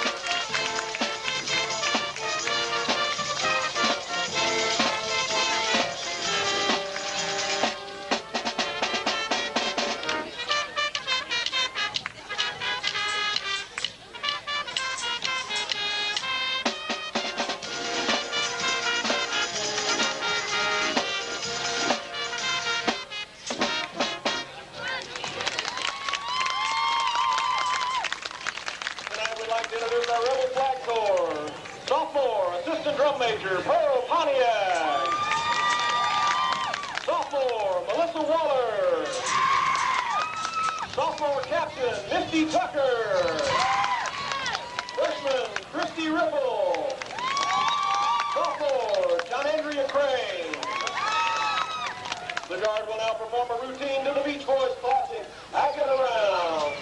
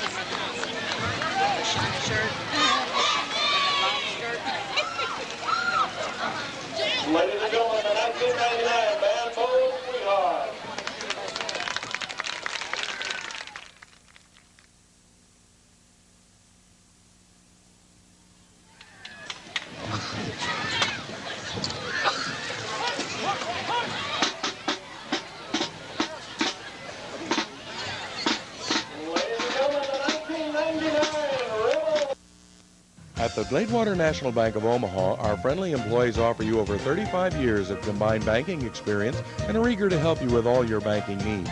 Whether it's CDs, an IRA, traveler's checks, checking or savings account, a safety deposit box, or a business or consumer loan, you'll find it all at Gladewater National Bank of Omaha.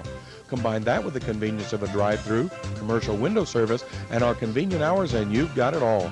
That's at Gladewater National Bank of Omaha, Highway 67, downtown.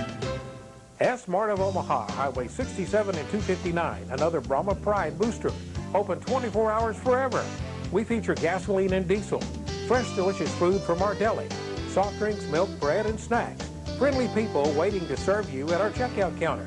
Need to rent a movie? Look at our big selection. And we own our own laundromat right next door. We're a proud Brahma Pride booster. S-Mart, open 24 hours forever for all of your convenience store needs. Highway 259 and 67 in Omaha. Freddy's Auto Repair, Highway 144, 1 mile south of Omaha, is a proud Brahma booster. Freddie Joyner has 34 years experience, with 15 of those years as an ASE Master Certified Mechanic. Freddie does all types of general and automotive repair and an engine rebuilding. They're also high performance and rear axle specialists. They offer the latest computer diagnostics. Freddie's Auto Repair, located 1 mile south of Omaha on Highway 144. Freddie's Auto Repair, another Brahma Pride supporter.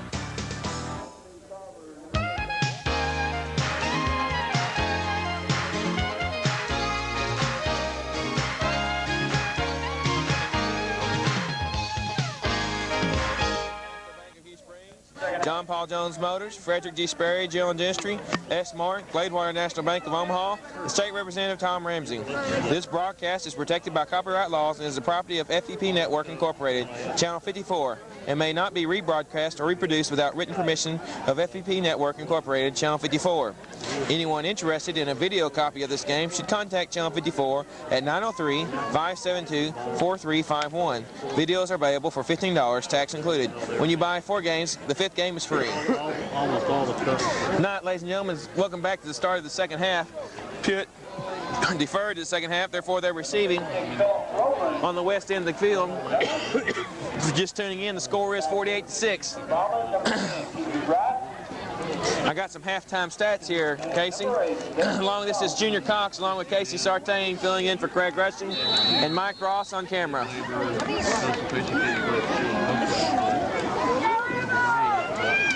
That's big number 56, Philip Rowland on the kicking duties. Does a little swift kick there. Broad kicked up by number 2, Whetstone. Whetstone's got a nice little seam there. He's running past Running hard. Keeps his feet. He's got it. Going. He could go. Hey, Casey. He's gone. He's gone, ladies and gentlemen. Look at the little boy go. Woo! Oh, no. We're going to have a clip by number 50 after the play has already passed him. Young man made a bad mistake there. There is laundry all over the field.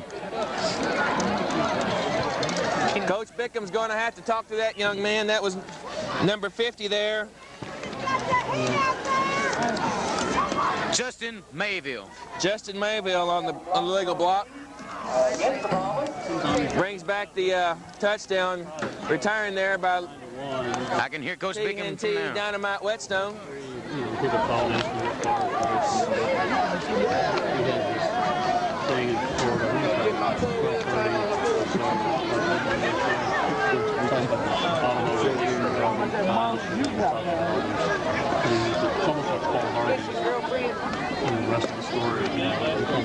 Hate to see that, Case. That's the first return this year for a touchdown.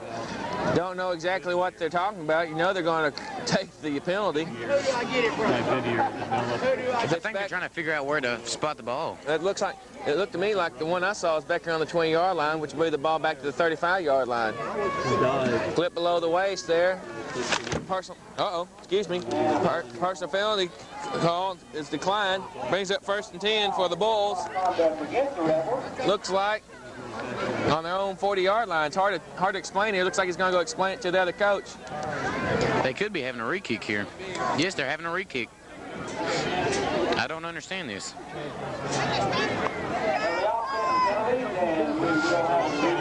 Offsetting penalties.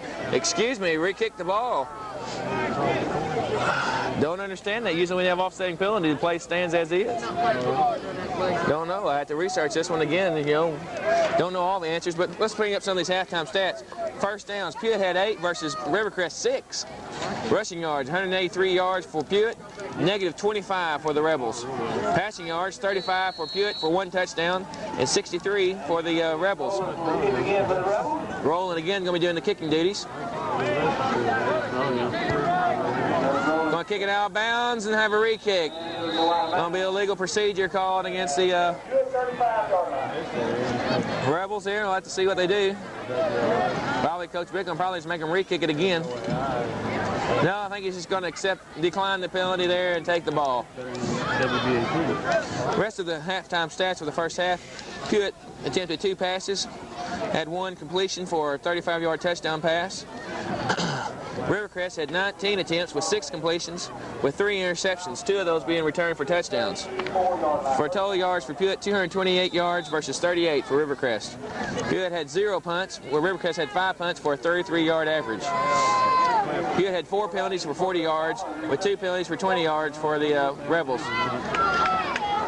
Looks big number Delwyn Johnson on the carry. Oh, he's gone. He could. Go. Oh, no, way. He's going to walk in, ladies and gentlemen. Number 3 doing a gutsy block there at the goal line. Coach Bickham's really going to have to talk to these young men. It was unnecessary. The young man wasn't even going to go after him. I'm surprised he didn't call a penalty on him. If I would have been the referee, I might have had to call one there.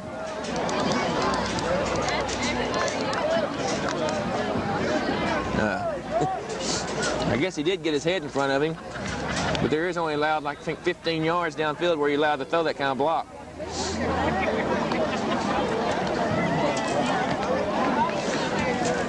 Brings up Mo Hawkins, attempt his 8th extra point attempt for the night.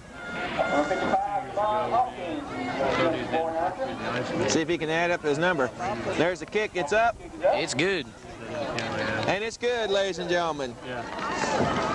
Brings the score 55-6. With 1 minute passed in the second half. Wind's kind of getting in here, kind of case. It's kind of getting a little chilly. It is getting a little bit nippy up here. You say that again, but don't.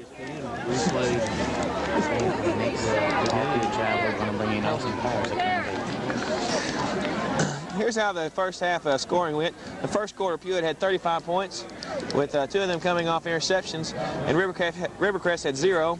Then Pewitt had 13 points in the second quarter with 6 by the Rivercrest Rebels, for a total score of 48-6 in the first half. One of the highlights of the 2 stars so far for the MVPs for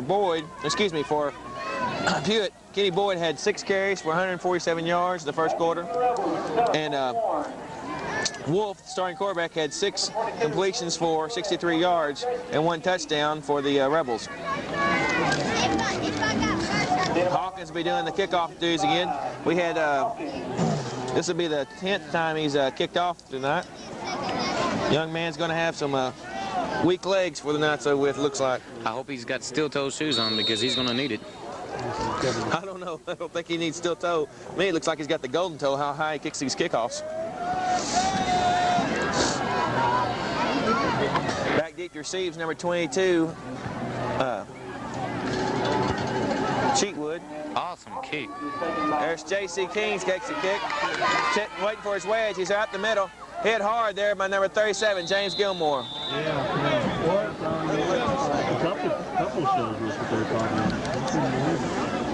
Bringing up 1st and 10 for the Rivercrest Rebels at their own 25-yard line.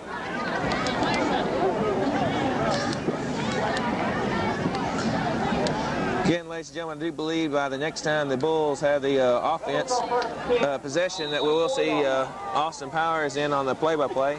We'll wait till that offense gets there so that he'll have a little bit more knowledge of who's got the ball. No, not really. I usually listen to Kevin talking. And for those of you who overheard my comments about the $2.5 million press box, I was just kidding. Did not know there might have been problems with that. I was just making a little pun about our nice small-size Class 2A teams. There is no Jumbotron. There is no Riverdome. There is no press box. But this is the swamp. This is the swamp. That's right. Wolf keeps the ball himself. He's drugged down. Looks like. Had to see who that is. Maybe Wilkerson, I believe. Yes, Yes, Jimmy it was. Wilkerson. Jimmy Wilkerson. That was the quarterback-to-quarterback connection. Jimmy seems to be limping just a tad. Probably the cold air. Yeah, gain of 5 on the play. Break this thing down in 5 for the Rebels. One thing about these Rebel fans, ladies and gentlemen, they have a heart and they keep up with their team. Still out here in the droves to watch this fine team give a run for money. You know, the last series in the first half, the Rivercrest Rebels scored on the Bulls, which was unexpected, but a very impressive drive. There's a nice pass. Hines catches it. He catches it. He's at the 50-yard line. That was Hines with the reception there for about a 25-yard reception being carried by number 10, Kendrick Wright. You know, if he could just get that ball just a little bit quicker to him, I think he'd have a pay dirt. Again, in that last drive from the Rebels, when they scored a touchdown on the last drive of the first half, that drive all started by the first down by number 44, Michael Smith. That's true, Craig. I mean, Casey. Again, this is Casey Sartain filling in for Craig Rushing. Wolf up under center. Gonna be passing again. Oh, hit hard by Dancy Stanley. He's in the backfield. Big Bulldog Stanley again, racking up another sack. See if he pulls out that new sack attack dance he's been talking about. Nope, just a little chest thumping there. Oh, kind of forgot where he was sitting there.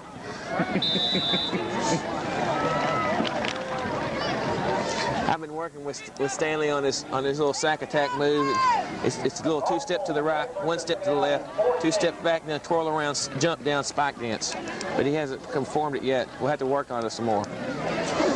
May wait for it at that state championship game.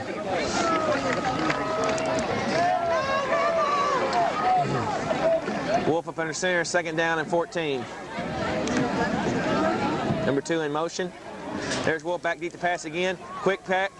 Caught by Hines. Hines gets back just past a little bit past the original line of scrimmage. Positive yardage. Brings up 3rd down and 8. Generous spot there by the referee. Score is 55-6 to those of you just tuning in the ball game. You know, this is the 2nd possession that in a row that the Rebels have had successful drives here, Casey. That's why they call him the best darn color man in all of football. Looks like the band's wearing some kind of windbreaker pants or some kind of loose pants. Medic pants. Wolf runs out to his right. Hit hard by Dylan Johnson behind the Oh, and a loss for about 15 yards. 10 yards, excuse me. 10 yards on that sack by Dylan Johnson.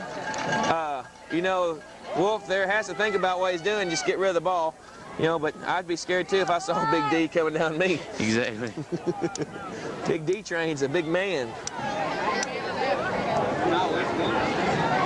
He also has had 2 passes run back for touchdowns, and I'm sure he wouldn't like us to throw it up there. Brings up 4th down for the Rebels. B. Wolf back doing the kicking duties again for the Rebels. Back deep trees, number 8, Desmond Jones, number 11, Stephen Sperry. Let's see if the Rebels can't, the Bulls can't make good block this time. There's a flag on the play.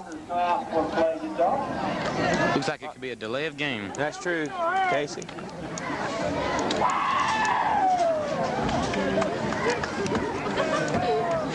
I have to see here. I have to see what that play is when the thumping on the chest. I sit up here see what Illegal forward. Illegal forward formation, I believe is what it's called. Illegal forward formation. It means they move forward accidentally in the wrong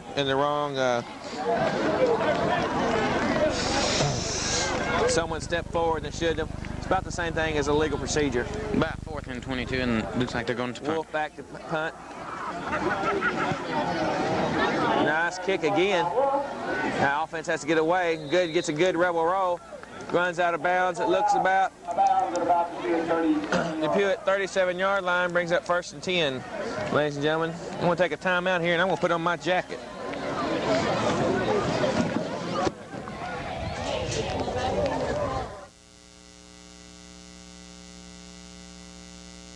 It's out here for the Pewitt offense.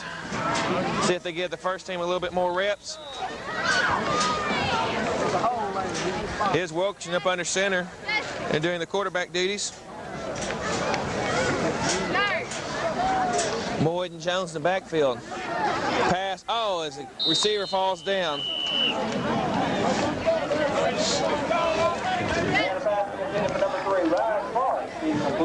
That was number 3, Ryan Forrest. That's incomplete. And now, ladies and gentlemen, we have a little play-by-play call by none other than the famous international Austin Powers. Yes, ladies and gentlemen, this is Austin Dangerous Powers. Oh, behave over there, Austin. I'll be making some play-by-play calls here in this Paul Pewitt drive. Let's hope they have a successful drive. Yeah, baby. 2nd down and 10 for the Bulls. Jimmy Wilkerson. Oh, man, we got some. Oh, man, there's laundry going all over the field. It looks like some hankies out of your shirts, Austin. Oh, behave. Can't have no hanky-panky going on in the field, can we? That's right. No public affection at these football games. See what the call is there, Casey. Encroachment. Austin? What was that you said? Encroachment. Oh, technical term. Looks like we're going to the NFL days. Austin brings up 2nd down and 5 for the Bulls. Looks like the defense was a little anxious to work the mojo on that play. Ooh, did you see the bull over there? Wilkerson back to pass. Oh, and it goes right to his fingers like a butterfinger. That was Hercules Tarver on the attempt there. Looks like the Bulls are working on their passing game to see if they can't get the that part of their offense going. You know, Wilkerson did miss 3 weeks with a hamstring injury, and therefore he's trying to impress upon the college scouts with his passing ability. Hercules Tarver is the returning All-State tight end. Jimmy Wilkerson under center. They hawk the ball. And they hand the ball off for about a gain of 1. That was 25, Kenny Boyd on the carry. It's going to bring up 4th down and about 3, maybe 2. Had to see what the Bulls do. They go for a punt here. Looks like they might punt the ball. Oh, Sperry's coming in. Had to see here. Maybe going their short yardage. Looks like they could be going to their meat formation. Nope. It's going to be a punt formation there with Wilkerson, the quarterback, does the kicking duties also for the Bulls. First time they punted tonight, ladies and gentlemen.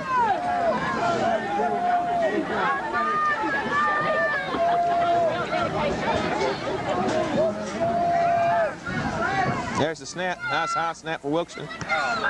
Gets a nice tight spiral. He's going to get a good bull roll. Picks it up by number 4, Gallup, 5 Hines, excuse me. Run out of bounds there by number 9, Hercules Tarver. Thanks again, Austin Powers, for coming in and doing a little play-by-play for the Bulls. Oh, behave. I'll see you ladies and gentlemen later, and hopefully you'll see my next sequel, Austin Powers. Thanks again, Austin. Again, this back here, Casey coming back from a short break, relieving there of Austin Powers. It was nice to have Austin Powers fill in my space right quick. That's true, Casey. Score is, ladies and gentlemen, 55-6. 5.5 minutes left to go in the 3rd quarter. Wolf up under center. It's back to pass, has Hines. Almost an interception by James Gilmore. Number 37, James Gilmore. Definitely would have been another pay dirt interception there. He would have had a touchdown on that one, I do believe. Again, ladies and gentlemen, we want to thank Bob Runyon for our halftime stats there.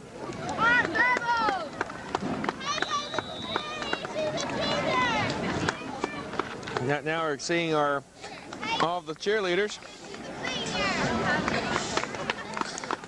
That's Monica, and she's a senior. That's Tammy, the bully, and she's a bull. That's Jennifer, she's a senior. There's Wolf up under center. Passes again. Oh.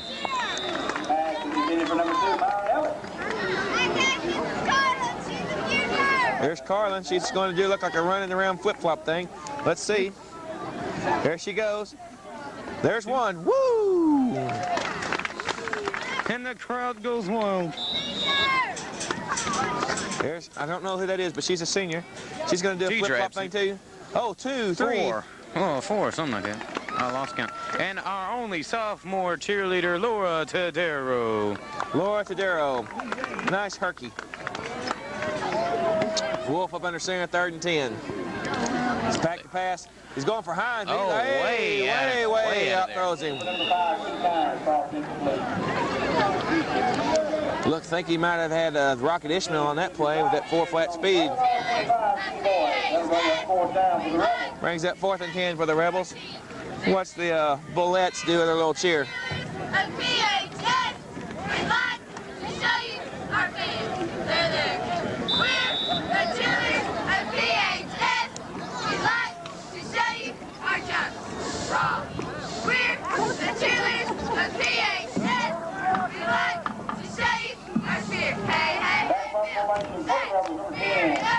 Wolf back deep to punt. Oh, there's he could have blocked it, but he chose not to. Good nice Rebel bounce. roll. Oh, and then he touched the ball back about 40-yard line. Wow, check out the pyramid there built by the Bullets. Cows, I don't know what you call them exactly, but they're the cheerleaders. Well, cheerleaders, that's true. You know, we got the Paul Pewitt Brahma Bulls. It'd be mean to call them the Paul Pewitt Brahma Cows. But they are Bullets, I do believe. Bullets or Bullets? Bullets. Oh, Bullets. Okay. Oh, they're doing another cheer.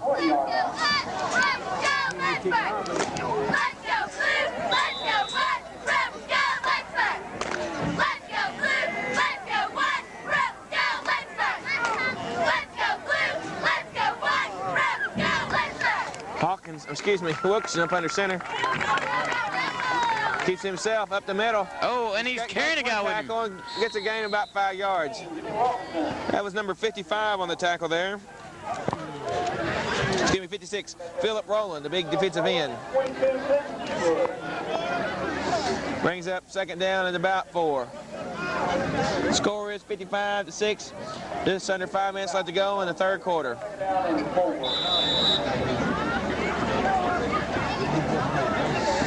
That's a nice performance there by our Paul Pewitt Brahma cheerleaders.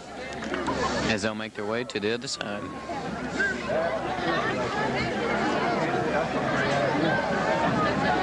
Wilson up under center. Hands off to Jones up the middle. Does not go anywhere. Didn't fool.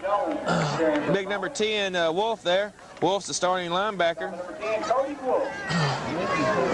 You know, I've always wondered if the linebackers, who are both starting quarterbacks on both sides of teams, they don't have a little advantage because they know what the offense looks like they're going to run.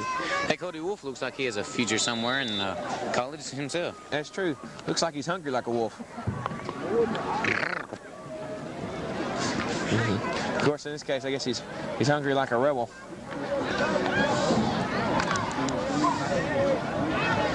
You know, one of the times this week, I have a 6-year-old and a 3-year-old. My 3-year-old this week had some coyotes by our house, and he was so funny. He goes, "Dad, you going to shoot the rodeos?" Keep the ball.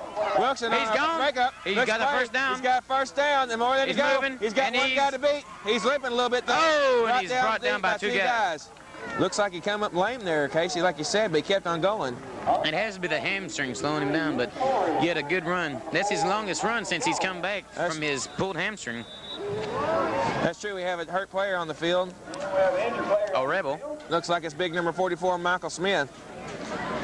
But he's making his way over. Looks like he's going to try to stay on the field, but coach may pull him out. Well, they've already stopped the clock for that. They always have to pull him out for one play at least. Oh, the young man wants to go back in. They're bringing in number 51. That's Michael Jean. Yeah, Mitchell Jean. Mitchell Jean, excuse me. Probably Mitch. We'll call him Mitch for short. Yep. MJ. Big man. Coming in at nose tackle. Nose guard, excuse me. He has a good stance. Wilkes up under center, pitches off to number 30, Mitch Gibson. Gibson slips and falls forward for about 4 feet. Excuse me, 4 yards. They are playing in the swamp, and it's a little bit slick out there, even though it hadn't rained in a couple of weeks.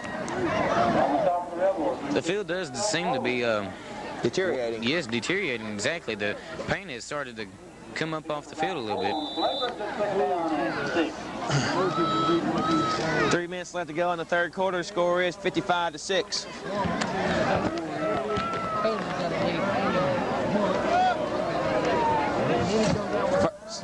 Second down and 6. Hands off to number 20, Terrence Shepard. Shepard has a nice forward roll there.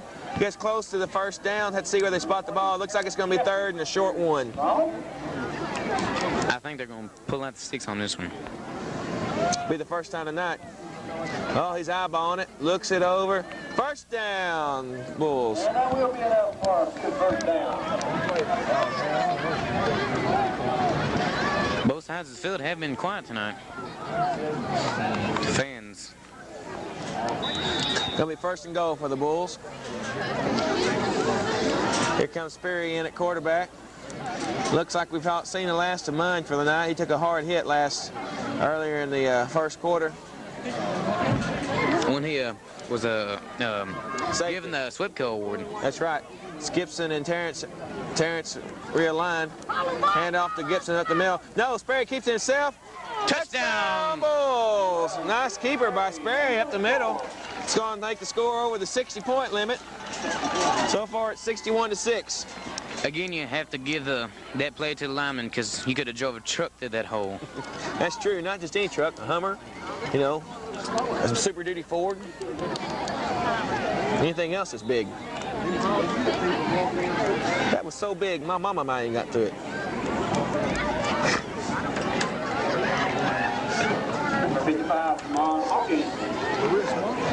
Mo Hawkins again to do the extra point attempt. This will just be, let's see, I believe his 8th time. No, excuse me, 10th time. And it's good. 9th time. 9th time. We've lost count, ladies and gentlemen. Don't worry. You know, he's starting to limp again on that leg. I told him to start working out with his left one to see if he can't kick it. Let's just see if he. Even it out a little let me bit. give her that signal. Okay. Very well done, Junior. Let's see if he receives the signal. 2 minutes left in the third quarter, and the score is now 62-6.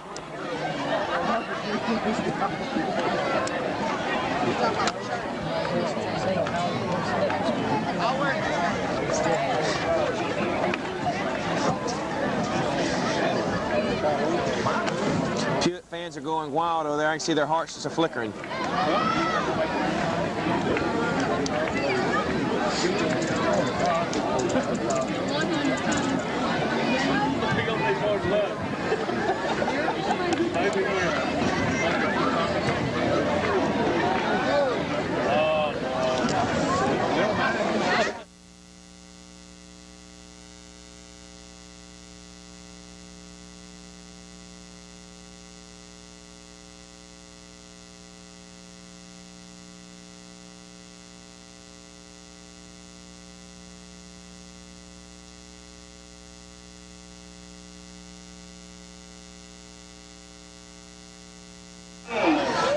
B. Hawkins again on the kickoff here.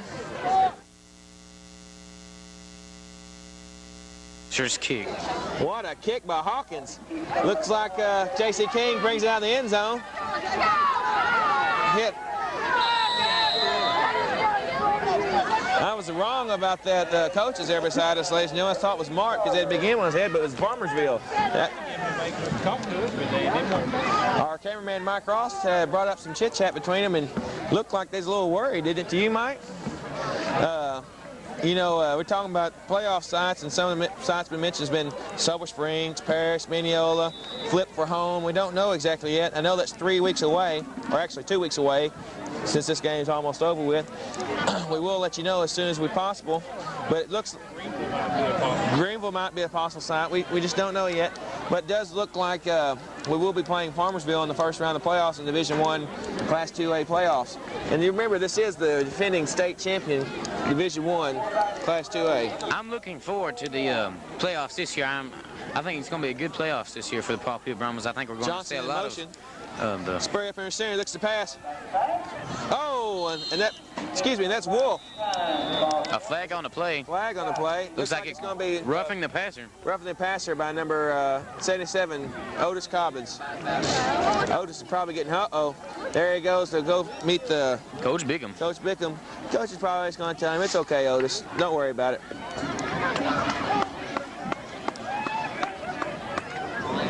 Nope, just takes him out of the game. Bring up 1st and 10 for the Wolves. Excuse me, Rebels.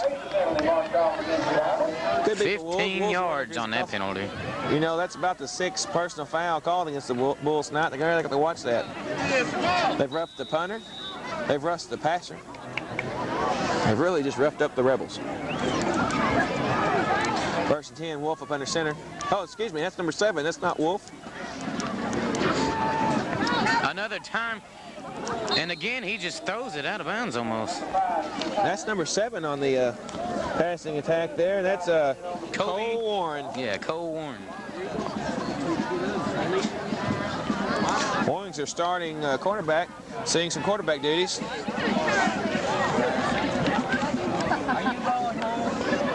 Cole is a 5'9", 145-pound junior. I think when I weighed 145 pounds, I think I was in 4th grade. When I weighed 145 pounds, I was in the 6th grade junior. Oh, takes the pass. Oh, nice pass deflection there by number 37, James Gilmore. Almost had the interception. Josh Griffin's, the ones had the hands in the first half. Brings up 4th down and 10, I believe. No, 3rd down and 10, excuse me. Minute and a half left to go in the 3rd quarter. Score is 62-6. Michael Smith has been sitting on the sidelines for a couple of plays now. He was one of the best running backs they had early in the first half. They just drove men forward. He's only back with the yardage, extra yardage, positive yardage, however you want to call it. Up, hand off to J.C. King. He's around the end. Gains about 2 yards, brings up 4th and 8. And the punting team comes out.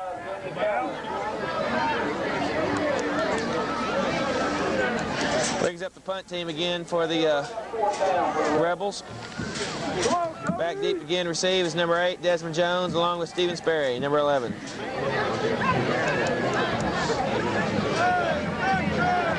Nope, looks like they're going to replace him with number 9, Hercules Tarver. Wolf back deep to do the kicking duties again. Nice high snap. Good kick. Nice kick there by Wolf. Another Rebel bounce. Just lets it roll out. Looks like the Bulls are going to take over the ball about their own 35, 36-yard line. Had to see where they spot it. Less than a minute left in the 3rd quarter. Again, ladies and gentlemen, stay tuned for a word from our sponsors. Brings up 1st and 10 for the Bulls. Let's see who all comes in as reserves for the Bulls. Last time the reserves did score a touchdown.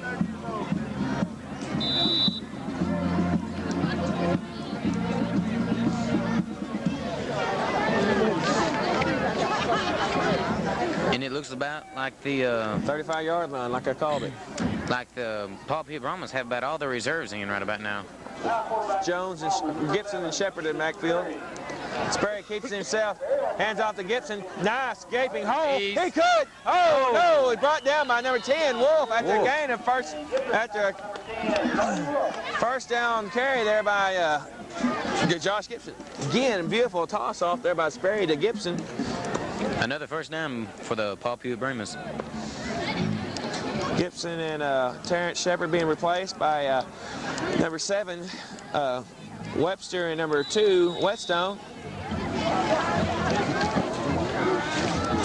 I believe Webster's a sophomore. No, excuse me. Number 7, Kenny Webster, junior, is a 175-pound junior. Oh, fumble on the play. Looks like the Rebels get the ball back, ladies and gentlemen. Let's go again by starting middle linebacker number 8, Scotty Goodwin. See why he's the star of this defense. 1st and 10 for the Rebels. 12 seconds left to go in the 3rd quarter. One play before the start of the fourth quarter. Hear a word from our sponsors right after this play.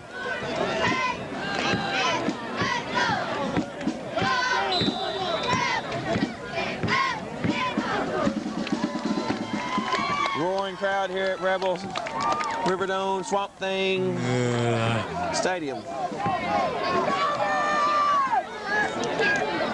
Wolf up under center. Number 8. Back, get the pass. Got a wide open high. Oh, he got lit up. I'm going to have to hand out another SWIPCO award. That's to Kenny Boyd.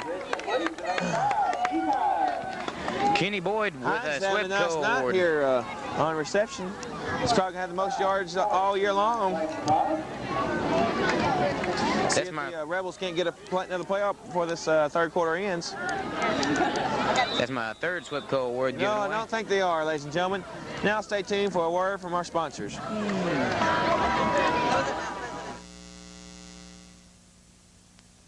John Paul Jones Motors in Naples is family owned and operated and celebrating 32 years of top quality customer service. 3 generations of satisfied customers throughout Northeast Texas have given us the privilege of being their quality used car and truck dealer. That means a lot to us, and we try to see that every single one of our customers receives the individual attention they deserve. Courtesy, fairness, and integrity are principles we believe in. So try us before you buy your next car or truck. And by the way, go Brahmas!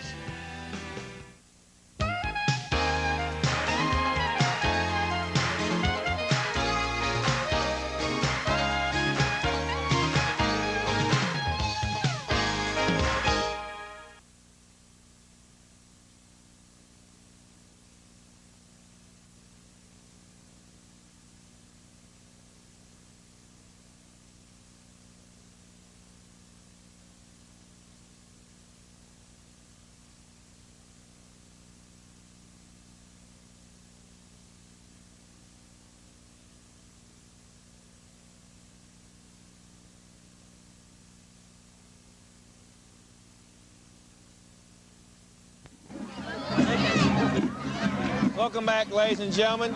Starting of the fourth quarter, Wolf spreads out right. He fake pumps, hit hard by a swarm of the defense.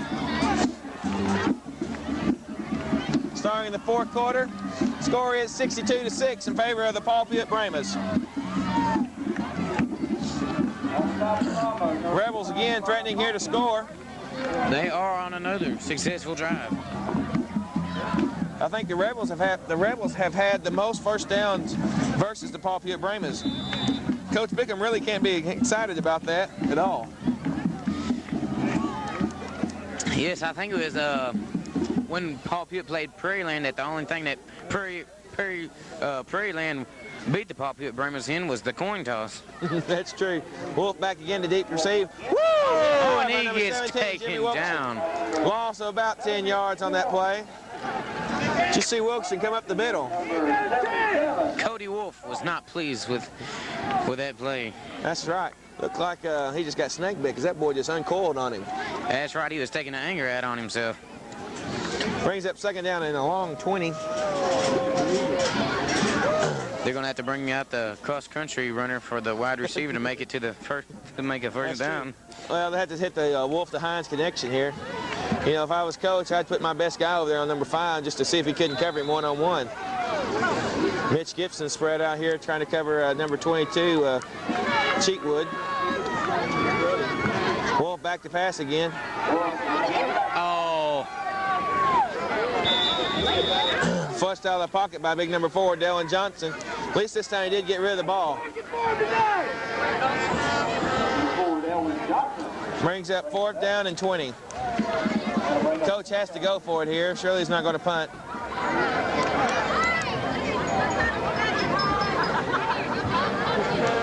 Have to see what he does here. Looks like they're going to go for it, Junior. Nope, they're going to punt.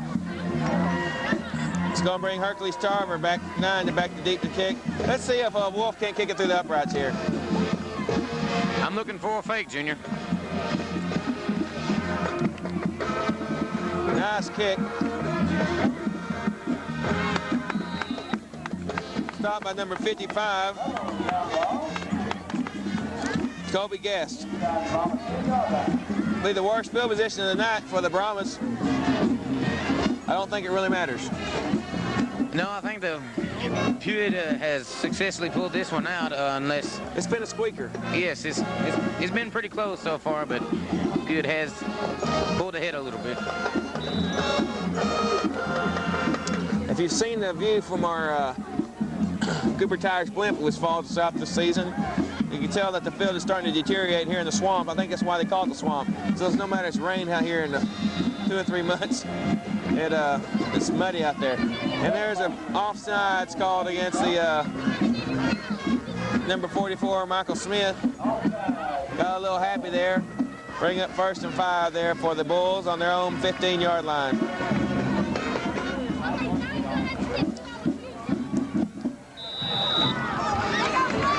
One thing about Rivercrest, looks like they got 1, 2, 3, 4, 5, 6, 7, 8, 9. They just have 8 reserves. That means most of their boys have to go both ways. They are. Had a valiant effort here tonight. Yes, big-hearted boys. That's number 20 on the carry. He tripped on his shoelace. Gains about 3 yards there. One thing about the bull stable there's always a lot of young bulls coming out of that stable. I think one game we had 11 carriers. Strong winds are blowing tonight. It's a nice, quiet, crisp evening here. I hope the rain blows in with this wind. The weatherman's predicting a slight chance of thunderstorms tomorrow night. Sperry hands off up to number 7 to Kenny Webster. Doesn't look like he got anything on that play. He's going to bring third down and short. The score is 62-6, and there's about 9 minutes left in the game, and the Rebels fans are starting to disappear here. Well, I don't blame them there much, Casey. You probably want to see the clock stop the rest of this quarter. I know he was at the Prairie Land Patriots game, and the game was over with, and I didn't even know it was over with. Cameraman Mike Ross had to say, hey, hang on a second, game's over.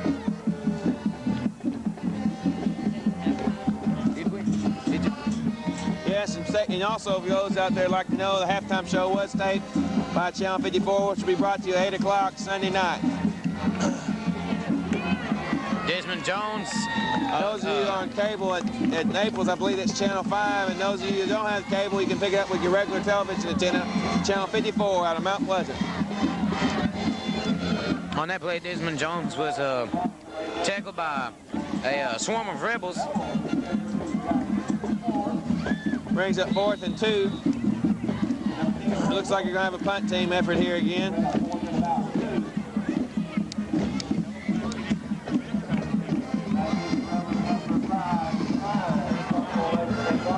Oh, yeah. Last week in Cooper, you see the bull over there blowing his steam, getting rid of all the excess fleam. I don't know exactly what he's doing over there. He's letting off a little pressure. Cooper Bulldogs wouldn't let us have him in the field. They were so embarrassed by their thrashing they received. Number 37, James Gilmore, stops the ball. It's going to be the best field position that the Rebels have.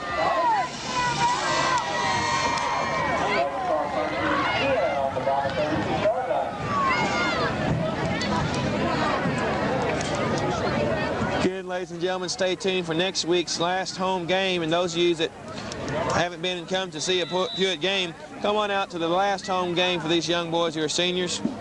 Come show them your appreciation of things that they've given them over the last couple of years.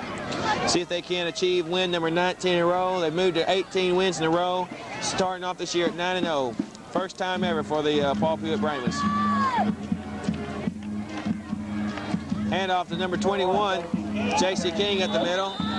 Again, not very successful.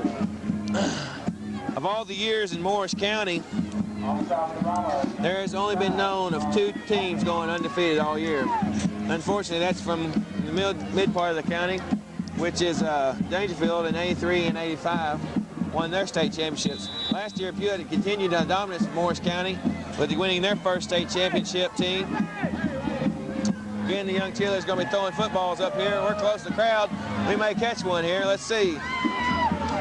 Brings up 2nd down and 8 for the Rebels.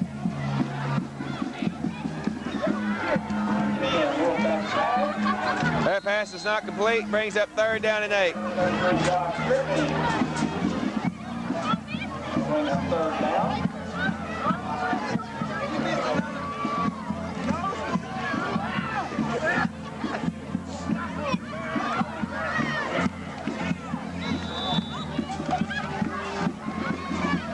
Brings up 3rd and 8 for the Rebels.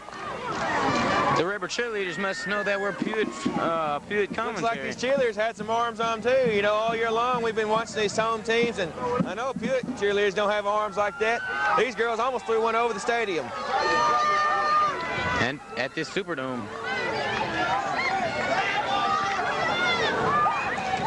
Pull back the pass. Trying to hit Hines on the go. Intercepted by Wright. Goes down on a knee though. Nice play by Wright.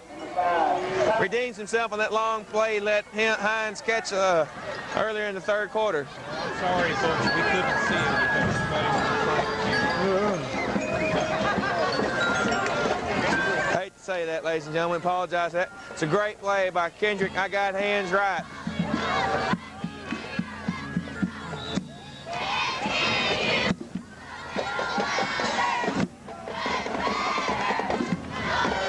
One thing about this Rivercrest team I had to comment on is they have a lot of spunk, a lot of character. And I don't know who's in 3rd place right now in our district behind Pewitt and Cooper, but I'm sure they'll represent our district well. Sperry up under center, keeps it himself, gaining about 2 yards. Honeygrove. You're correct. You are correct, and that is Honeygrove will most likely be representing our district. I think we've got our district set for the playoffs. Of course, standing in for the big school, Division I will be Pewitt, since they are one of the largest in the state. Then defending the district for the better of the Division II schools was Cooper, number 8th ranked Cooper. And then behind that will be Honeygrove. Honeygrove suffered their first loss last week themselves.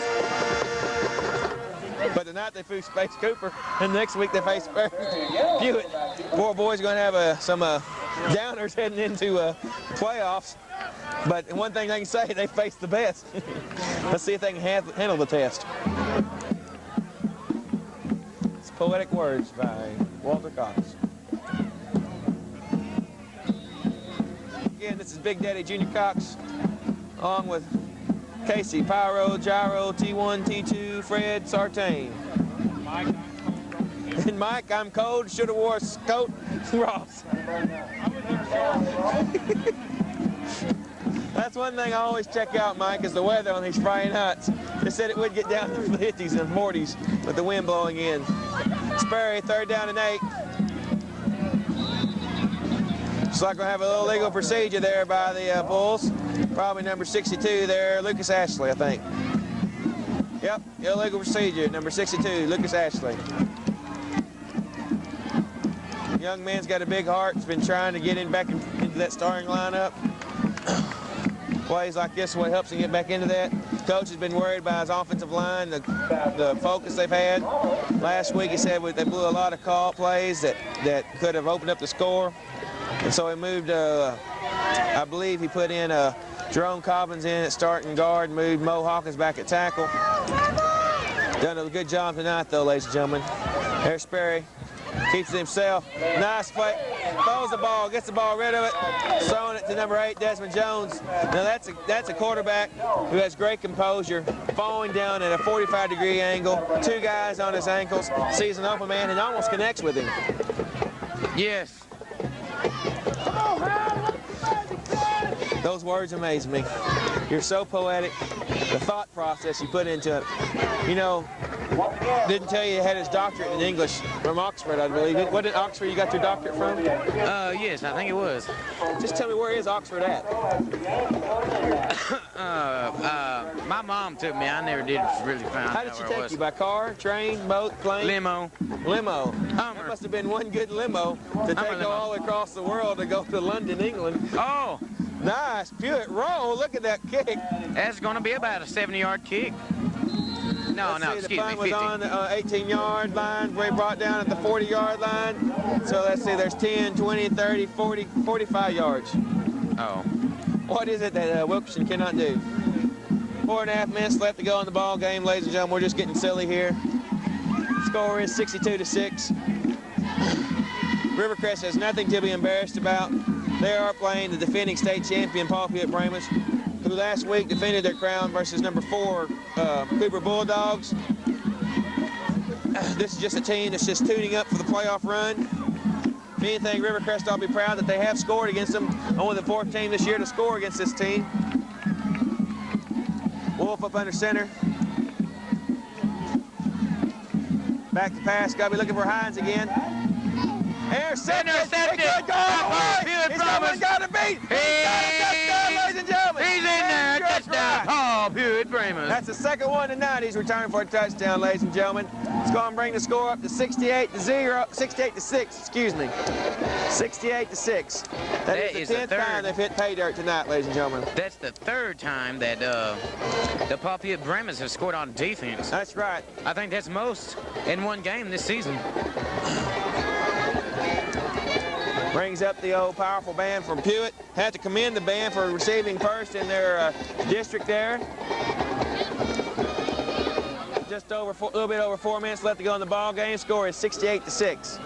For those of you who are listening, please stay tuned for the post-game show. After a word from our sponsors. Hawkins attempt to kick. It's down. It's up. The kick is good. So therefore, he has kicked 9 out of 10 for the night, ladies and gentlemen. I think the refs had to ask one another if it was good. You know, usually kickers don't get to try it 9 times, 10 times. The young man has been successful 90% of the time. He does make it easy on ourselves here to keep up with their score. Just a little bit over 4 minutes left to go in the ball game. Score is 69-6. For the defending state champion, Pewitt Brahmas.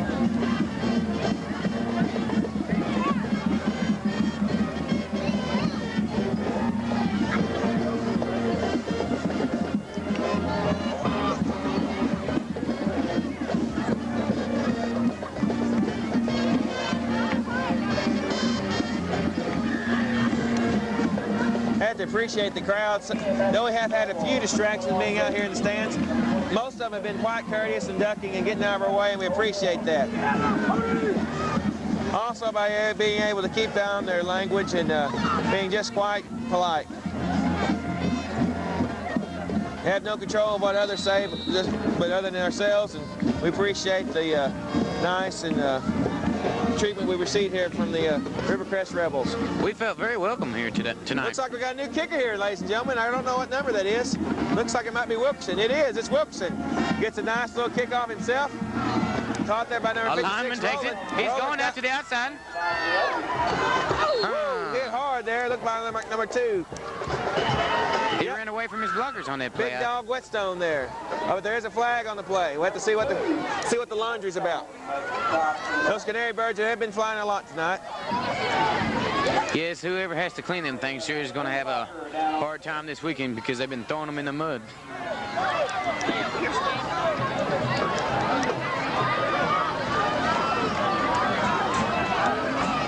Illegal use of hands called against the Rebels.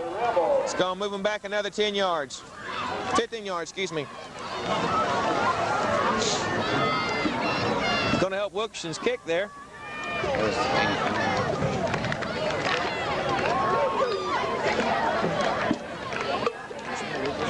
Ishmael Wilkerson on the kicking duties there. Ishmael's played sparingly throughout the year, but he's always done a great job when he's come in the game. Looks like we got some clouds rolling in, fog.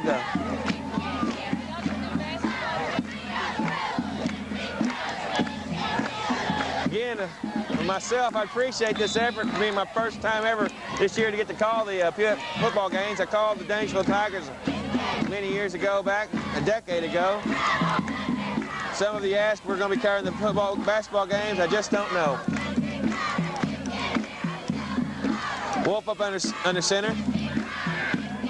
Hands off the big number 44, Michael Smith. Again, gets a little yardage. He has a more positive yardage, and he was carrying about 3 men with him. Yeah, he was an offensive lineman last week. Must be new to the offensive scheme. Kind of reminds me of the big back John Riggins, for those of you that can remember that name. I know they say Snickers really satisfy, but after I've announced the game out on Friday night, cool, crisp air, Sprite really satisfies me.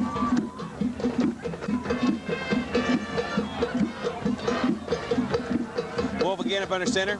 Hands off again and make number 44, Michael Smith. Oh, he's spinning and he makes a first down.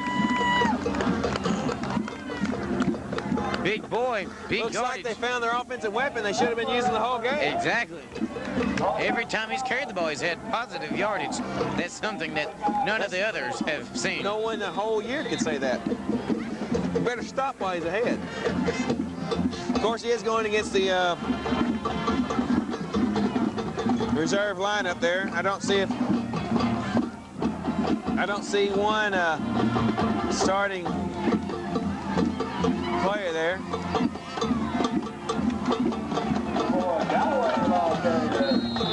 Well, Kenny Boyd is back in the backfield playing safety. Andy Townsend comes limping off the field.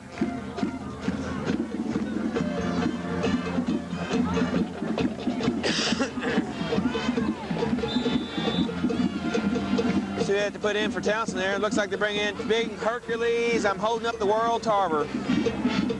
I guess that's Atlas who holds up the world. Hercules just big man at the hammer. Hercules can move the moon with a long pole or something like that.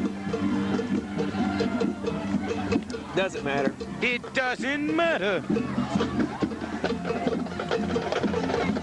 Well, one thing that my good friend can't even think of his name. What's the young man's older? I guess he's an old man now. From Mount Vernon, Dandy Don Meredith. Nice pass. Intercepted by Hercules. Tarver. Could go. Oh! Offended by number 10, Wolf. That brings up the 5th interception in that for the Bulls. And Pewitt may be able to break their marker this year to make 70 points in one game if they score this time. And they're already in field goal position. Well, I doubt we'll see them try to score here, but you never know. They may end up. Most likely, coach is just going to start taking a knee here and let the offense take over again.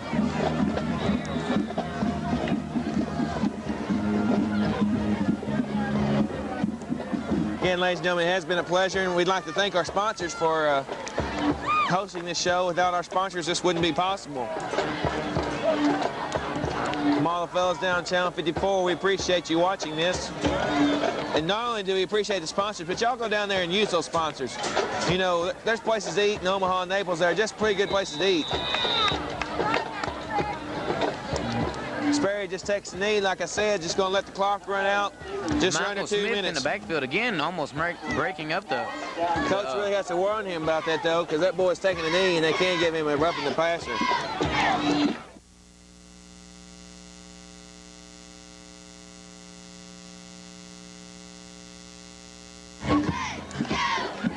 Brings up 2nd down and looks like 15 for the Bulls.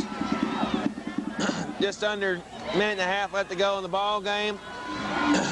Not much we're going to be able to say in the post-game show. Score is 69-6. Again, Sperry just takes a knee. We appreciate everybody staying tuned and listening to the broadcast. Next week, probably be back to our regular announcing crew of All-Star Junior Cox, along with, sometimes I'm here, Craig Rushton. No, I'm just giving Craig a hard time. He offered to stay home tonight. He's taking care of the haunted house. Those of you who are listening, pay attention. I know you probably won't see this on Sunday, but go down and watch the haunted house. Go through the haunted house. It might just scare you.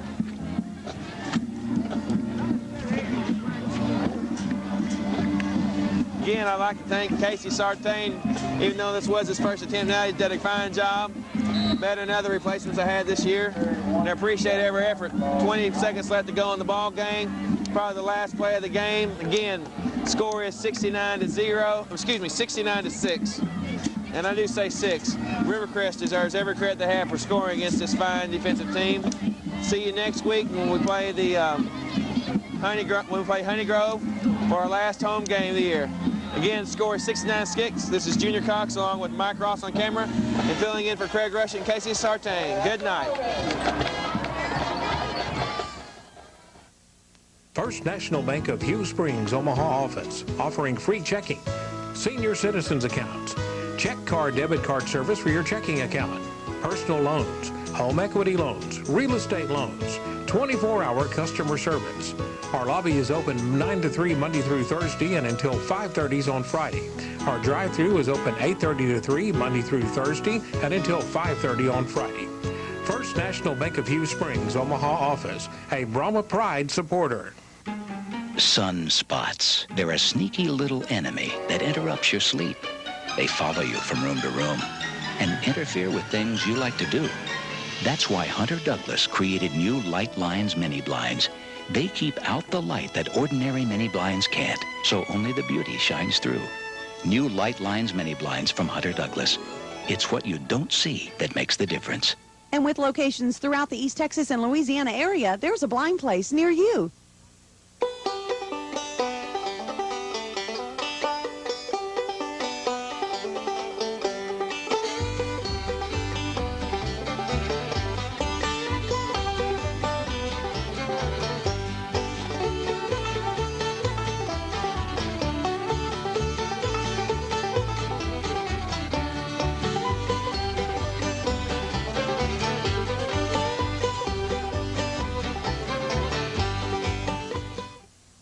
Good evening, folks. I'm Tom Ramsey. The following is part of a series that I hope will help inform voters about the proposed constitutional amendments that will be voted on Tuesday, November the 2nd. Tonight, we will talk about Proposition 5, the constitutional amendment allowing state employees to receive compensation for serving as a member of a governing body of a school district, city, town, or other local government district. Proposition 5 is perhaps the most self-explanatory amendment on the ballot. The current Constitution provides that state employees or others who receive all or part of their compensation from state funds may serve on local governing boards, providing that they receive no salary for such service. Those who wish to serve must refuse any pay normally provided for their efforts. Proposition 5 would allow state employees serving on local boards or councils the same compensation as non-state employees serving on those same committees. I'm Tom Ramsey, reminding you to please go vote on November the 2nd.